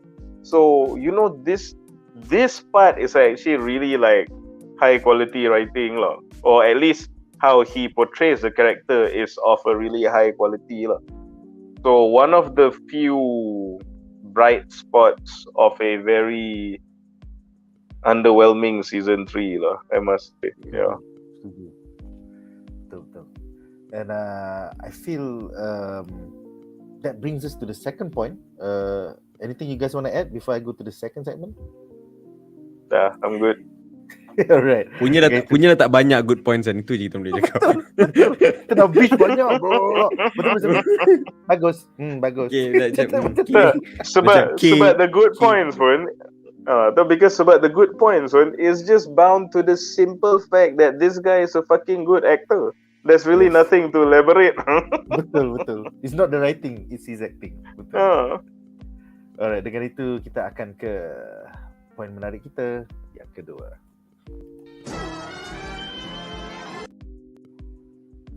Alright, so segmen seterusnya adalah tentang Abigail Hargreeves, Muntum. Jadi aku ada satu soalan untuk semua panelis. Apakah pendapat anda tentang motivasi sebenar Hargreeves menghantar number 1 ataupun Luther ke bulan selama ini, akhirnya didedahkan dalam season ni sebagai misi untuk menjaga jasad isteri Hargreeves, iaitu Abigail, yang kini dalam cryogenic pod on the dark side of the moon. Aku macam wow, I don't think that was in the comics, but this is kind of cool. So silakan Arif. For me, I actually have an issue with this. Tiba-tiba kan, from situ jadi negatif kan. Tak, dia macam ni datang daripada mana? It was not lampshaded ke, it was not even put as an Easter egg ke. Before this, dia macam actually when they shot yang Abigail Hargreeves kan, I macam ni ada adik-beradik diorang yang kita tak tahu ke? And macam I mean I kan, and then I get it yang finally we have a reason why they sent Luther to the moon, but at the same time I feel like if he is doing all of this for his wife, which is Abigail, then why during the original timeline dia macam tak progress anywhere, dia tak continue that plan? Is it because Ben died and that is the reason why semua plan dah tak ada, memang dah terus dia dah give up with the plan, and the reason why this current timeline jadi, the Sparrow timeline ni, is because all 7 still ada, which is why they continue kan? Because there were 7 stars and you need 7 to go fight the Guardian. So bila Ben dah mati dia macam give up ah. So then why still send Luther to the moon? Or just because you know I can't do anything, but at least my wife's cryoli free frozen body in the middle of the moon that has very zero chance of being invaded is well guarded, even though you already have a force field surrounding the area. So macam and then it make me question now, yang reality ni Abigail Hargreeves dia kat mana? Pasal dia tak hantar pun Marcus go to the moon ke apa ke? So is it only in the old timeline yang ada Abigail Hargreeves? But I thought all Hargreeves left their planet because their Abigail died. So Dia macam plot point, no, plot twist. No, not even, it's a plot. It's a plot that we do not know where it came from. It dropped from the moon, literally. So, yeah, man. so macam Yeah, because it wasn't part of the comics. Sebab tu aku pun macam terkejut juga. Munif, was this ever part of the comics, Abigail Hargreeves, or is this a Steve Blackman special? I mean, this whole like keeping her wife on the moon thingy, I don't think it is so. Not in the ones that I've read. No, even if it was, it's probably not important. Also, sebab I don't think so. Monocle mati I dah lama really- kot dalam komik. Monocle dah tak ada, dah tak Kan, tak dia, penting dia bukan macam some recurring theme or issue going on with this whole reviving my dead wife thingy in the comics. So I guess they are making this one central because again they love all this family stuff so much. So itulah. But kalau my take on this pula, it's more for like good news, bad news thing. So the thing that I like about this particular plot point is that this sets up season 4 kan. So I think with that it won't involve time travel again lah, insyaAllah. dah lah, tolonglah. Dia macam the moment dia keluar jadi macam ni kan, during the ending tu macam dah lah tu. Udah lah. If not for the plot, it's like macam kesian lah budak-budak ni gila.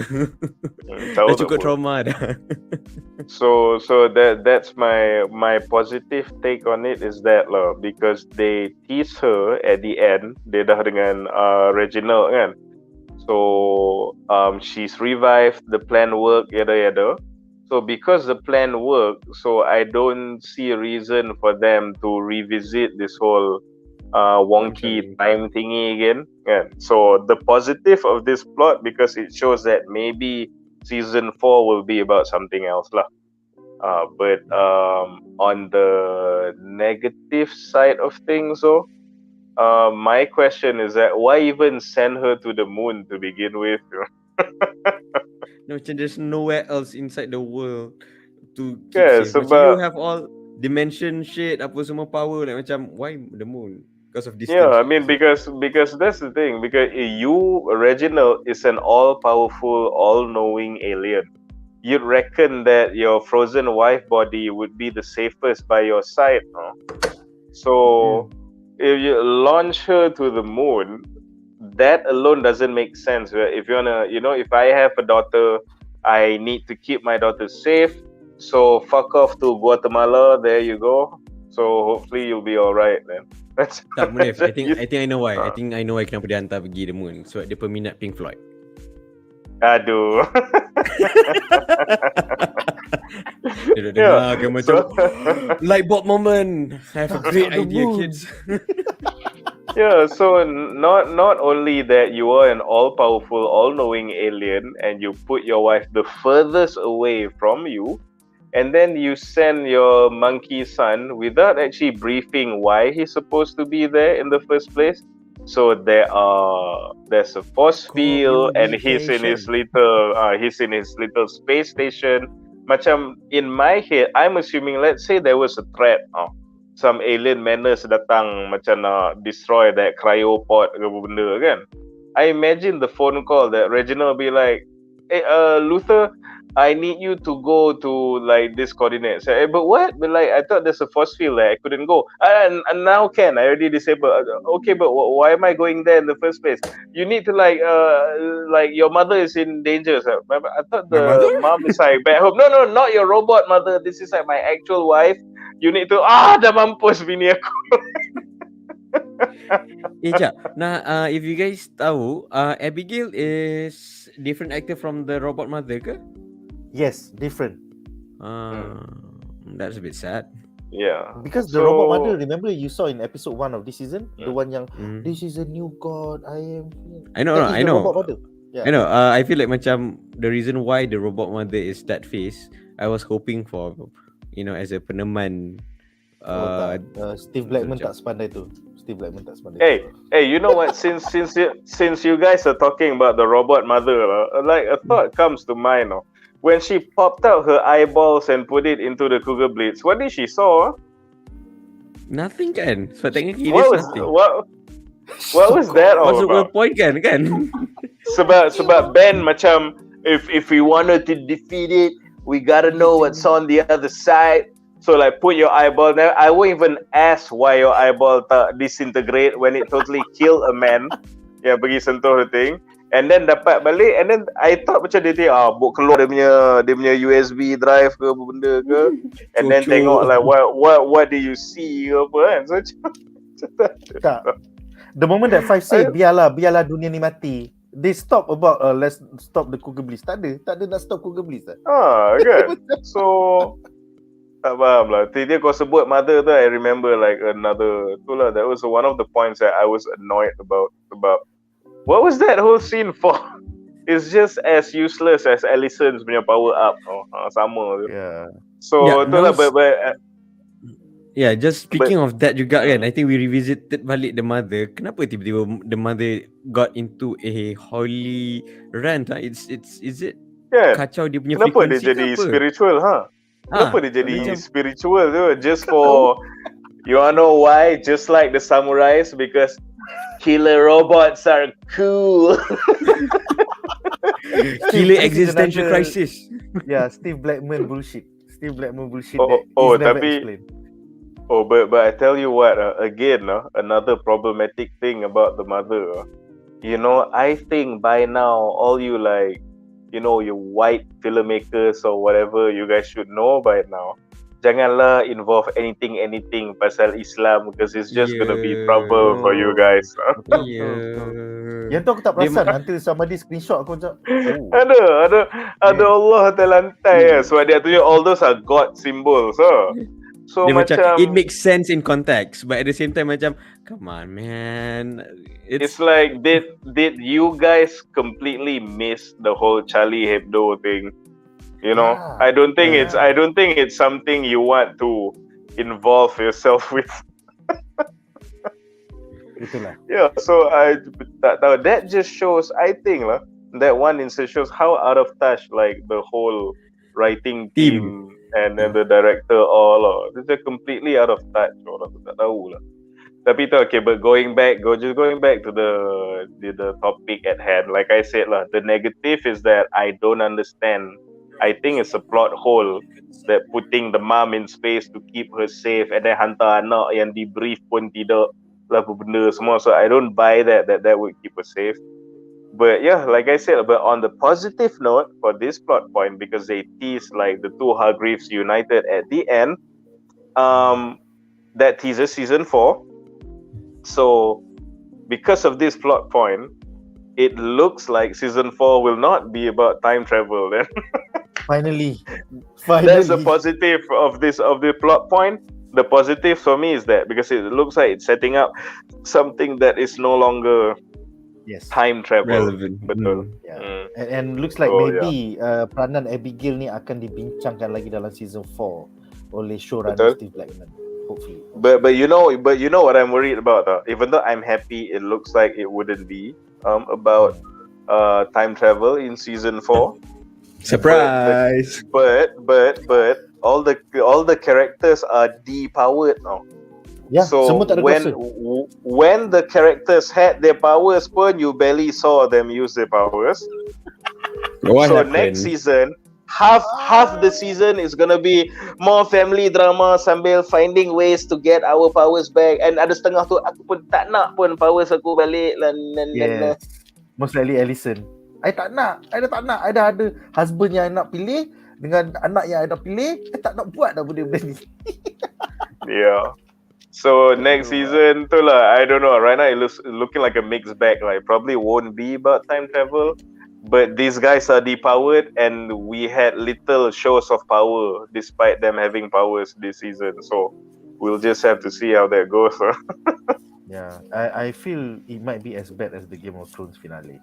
I foresee. Aduh, It would takut be. Because this is totally tak ada komik Kalau ada komik pun dia ambil 10%. Palatau. Yang ni tak ada komik.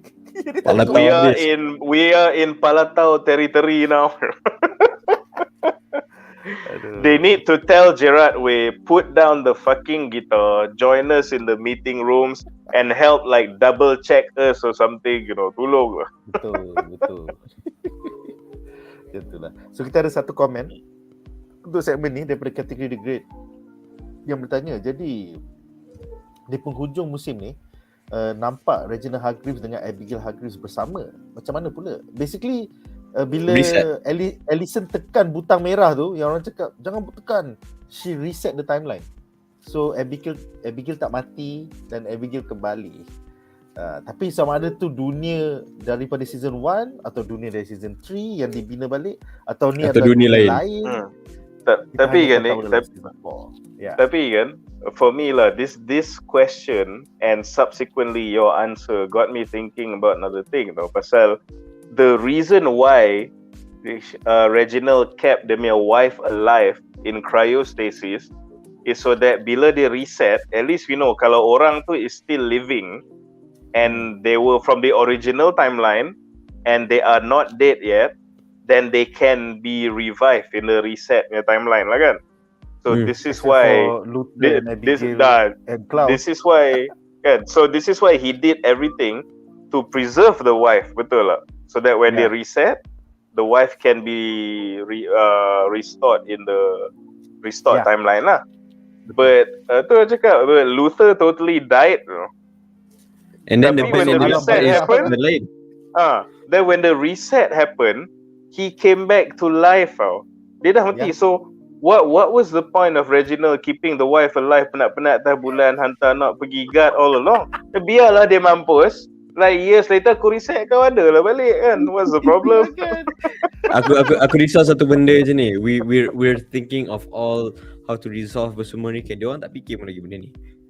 Dia tak fikir pun benda ni. COVID. Kita sukses. One of the best showings on Netflix. Satu je dia orang macam kita sukses. Top 5, top 10, top 3 Netflix, especially Malaysia. Kalau kau nak cakap macam tu, yang Mobius punya Facebook page pun banyak kali most viewed in Amazon lah, apalah. Tapi Mobius lah. It's morbing time, okay? Ni macam kau bagi award kat diri sendiri lah. Tapi bawah tu ada banyak star, Nombor 1 di Selangor, alamat ni, hari ni. Kalau macam tu aku nombor 1. Macam tapi dulu I think one instance where I saw macam yang memang epic gila dia punya stretch nak mengkalungkan diri with a reward apa dulu if you remember there's a show KL Vampires kan, so which is obviously not a critical and commercial hit lah, tapi but I respect the confidence of dia punya social media team. Dia bubuh juga dia punya OST tu most viewed on YouTube lah. Ada juga benda ni nak kalung kat tengkuk sendiri tu. Jangan risau. Aduh. Boleh juga dia cari angle macam tu. Dia ada, jangan risau. There's always something we can kalungkan on ourselves. Like that meme Obama letak kat Obama kan. Macam itulah. Orang guys, surga itu aku rasa berakhirlah 5 point, 3 yang HAMBAR dan 2 yang hebat. Dan sekarang kita akan pergi ke harapan. 1.5 yang hebat. Dan sekarang kita akan pergi ke harapan kami untuk season 4. I think sebelum kita bincangkan harapan, mula kita cerita rating dulu lah. Personally pada aku, this was a very shitty season. I did not expect it to be this bad because the source material, aku tahu korang tak ikut pun, but it could have been way better, So I would give this just like 1.5 ataupun 2.5. It's that like macam aku nak habis tu pun macam bercinta. Aku macam susahnya nak habis, So apakah rating korang untuk season 3? Kita mulakan dengan Arif, silakan. Untuk aku as a non-comic reader, it's gonna be a very soft 3/5. Itu pun it's actually round off from 2.8 lah.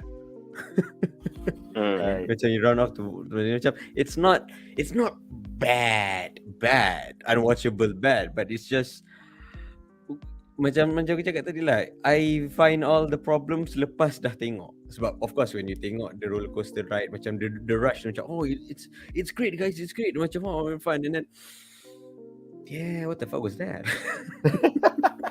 Yeah, the more you talk about it, the more yang macam oh my god, banyak macam, cool. So many things doesn't work. The bell doesn't ring a bell. Okay, So mine is a B3 lah. Okay, 3/5. Munif? Yeah, so on my part, I think I've like consistently said since the beginning lah. I mean, despite it being a comic book show, the writing was so bad that I couldn't find myself to suspend my disbelief in a comic fantasy show. So that just goes to show how bad the writing is lah. But on the plus side, again, I've also been consistent about this, is that the actors really did a damn fine job with whatever the fuck they were given with this season, So my rating is that is a very disappointing 2.5 out of 5. But I have to say, the reason why you have that 2.5 to begin pun is 100% because of the fucking actors. So with a little bit of thought and care in the writing, less drama pukul 7, a bit more on the clash of powers, it could have been way more than that, because the actor performance itself does settle 50% of your mark. So it's a 2.5 out of 5, but like I said, it must be said, the 2.5 is 100% due to the actors. Nice. Alright, jadi sebelum kita bincangkan harapan, aku akan review sikit. So di penghujung musim ketiga, kita nampak yang Umbrella Academy kembali ke reality di mana mereka tiada kuasa langsung, namun Sir Reginald Hargreeves masih hidup dan macam jadi raja. Nearly semua bangunan ada nama dia, Hargreeves. And then wife dia pun dah hidup balik, Abigail pun dah hidup. So kalau kita go back to season 1 episode 10, this was masa first time kita nampak the monocle ataupun Sir Reginald Hargreeves terpaksa meninggalkan isterinya Abigail yang diambang kematian dan dunia yang diambang kehancuran untuk pergi ke bumi bagi menyelamatkan the whole universe. Hargreeves kemudian membuka a jar full of strange glowing orbs yang dalam season ni baru kita faham is the thing yang masuk dalam wanita di seluruh bumi. Contohnya Ibu Ben yang menyebabkan mereka melahirkan superpowered children in minutes. So dalam episod kemuncak musim ini juga kita nampak Hargreeves menggunakan mesin Oblivionnya untuk menarik balik these strange glowing orbs daripada anak-anaknya. So soalanku kepada para panelis, apakah adakah ini pelan asal Hargreeves untuk menyelamatkan the universe dan planetnya juga? Does it all have connection dengan these strange glowing things that created superpowered children and can power up his Oblivion machine to reset the universe? I think if it was a plot point, it's a shitty plot point. I mean, I get it. You need to, sebarkan and then cultivate with many people. Okay. Original timeline. Daripada 7 Seiko mati, terus kau give up, right? Padahal kau tahu you have other children. What happened to the other children? Kenapa kau tak re-adopt balik orang tu and then continue, and then all this time traveling bullshit will not have happened. Kan? So what? Tu lah exactly yang 4 tiga lain tu tak ada guna lah. So I macam Munif cakap, like, we want to see the superhero punya aspect, the powers. We have 43 kids. No, that's why yang versi komik tu lagi make sense tau. Dia ada Umbrella Academy, then dia simpan lagi 7 as backup. Tapi yang dalam versi Netflix ni macam aku ambil 7 je lah. Lepas tu kalau seorang mati, oh fuck, Abigail tak boleh datang balik forever. At the same time kan, dia tak explain why kau kena go to the superhero route. Why not just simpan budak ni duduk penjara, dah cukup besar, kau kasih makan, dah gemuk, apa semua, hantar extract balik. So okay, itu kita macam balik kepada ranting session. It's interesting, but it's not, in retrospect, it's not done nicely. And also any harapan untuk season 4? Contohnya Sloan datang balik ke apa-apa ke? Honestly My harapan I think for even season 3 ni is that there's no season 4 sebenarnya. Dan macam dah lah, habis lah. Tak apa, Habis Steve dah. Blackman Udah cakap lah tu. dia dah tak ada idea bro. Season 4 will be the last season. Dia sendiri cakap pasal tak ada komik dah.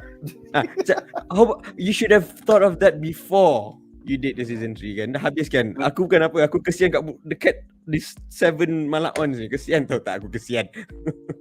Dah lah. To me, he shouldn't be saying the source material dah habis is a problem because he never fucking followed it in the first place.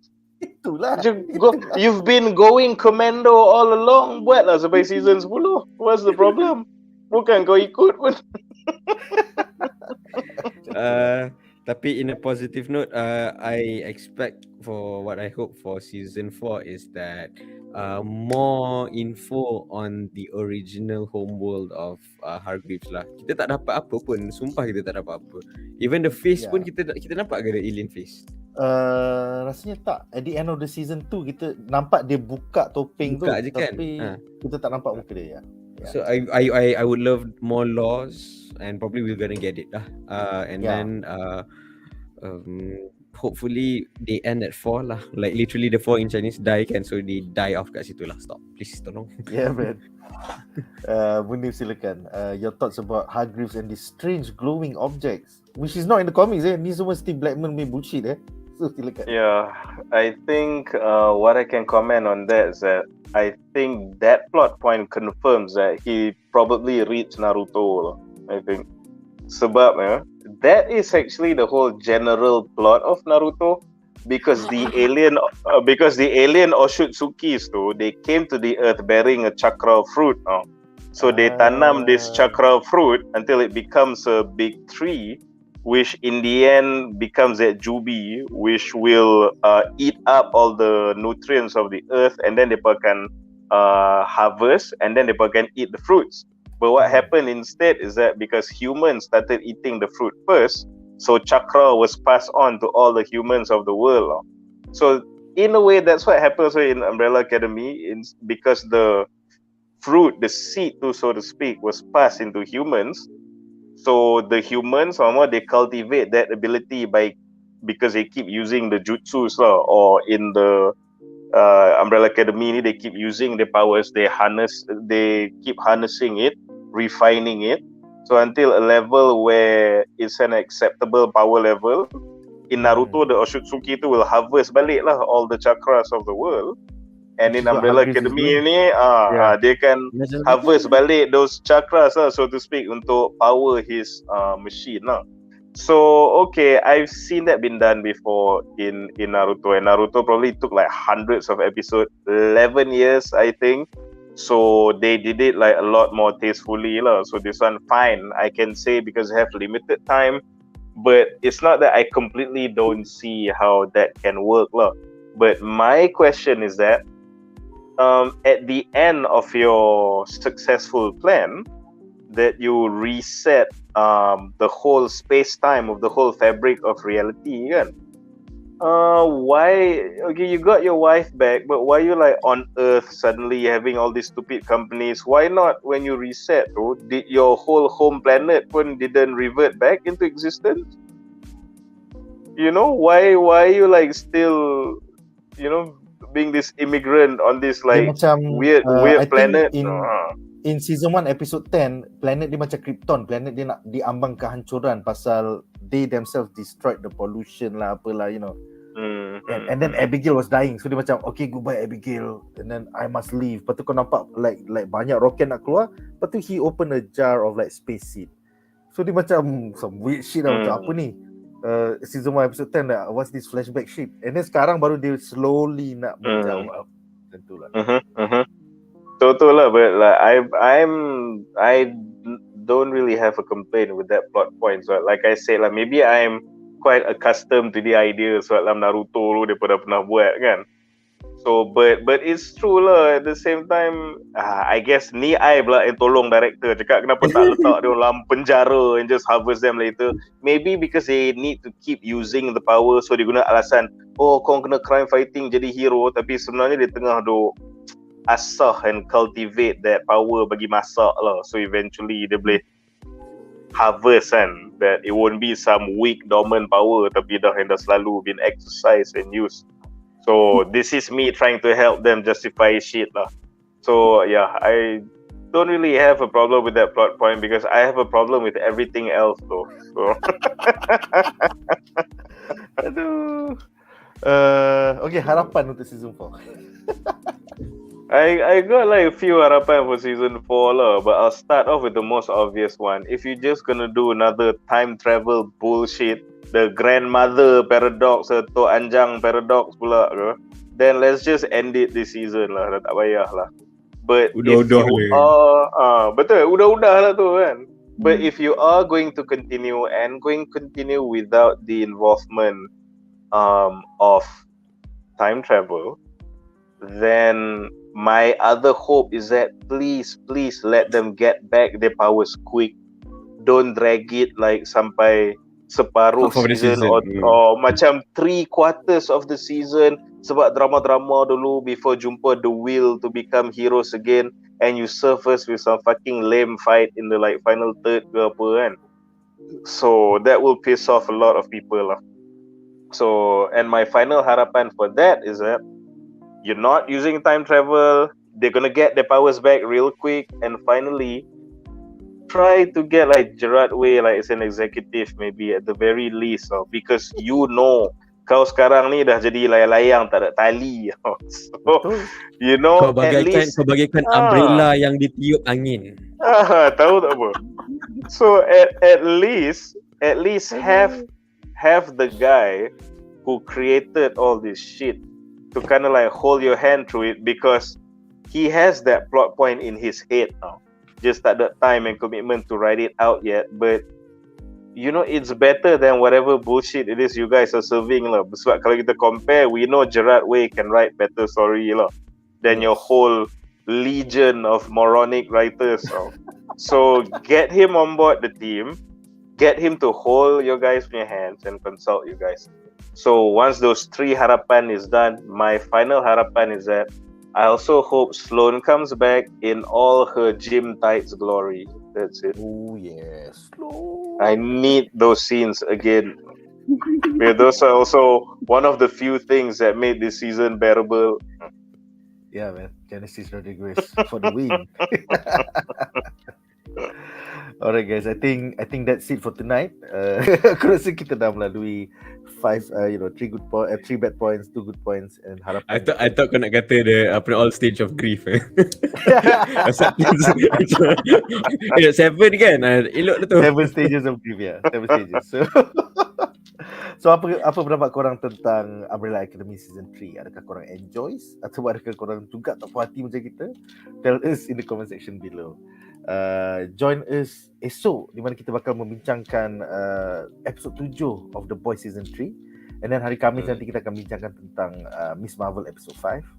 Tapi itu sahaja untuk malam ini. Terima kasih kepada para panelis kita, Arif dan juga Munif. Itu sahaja. Majulah fandom untuk negara. Bye guys.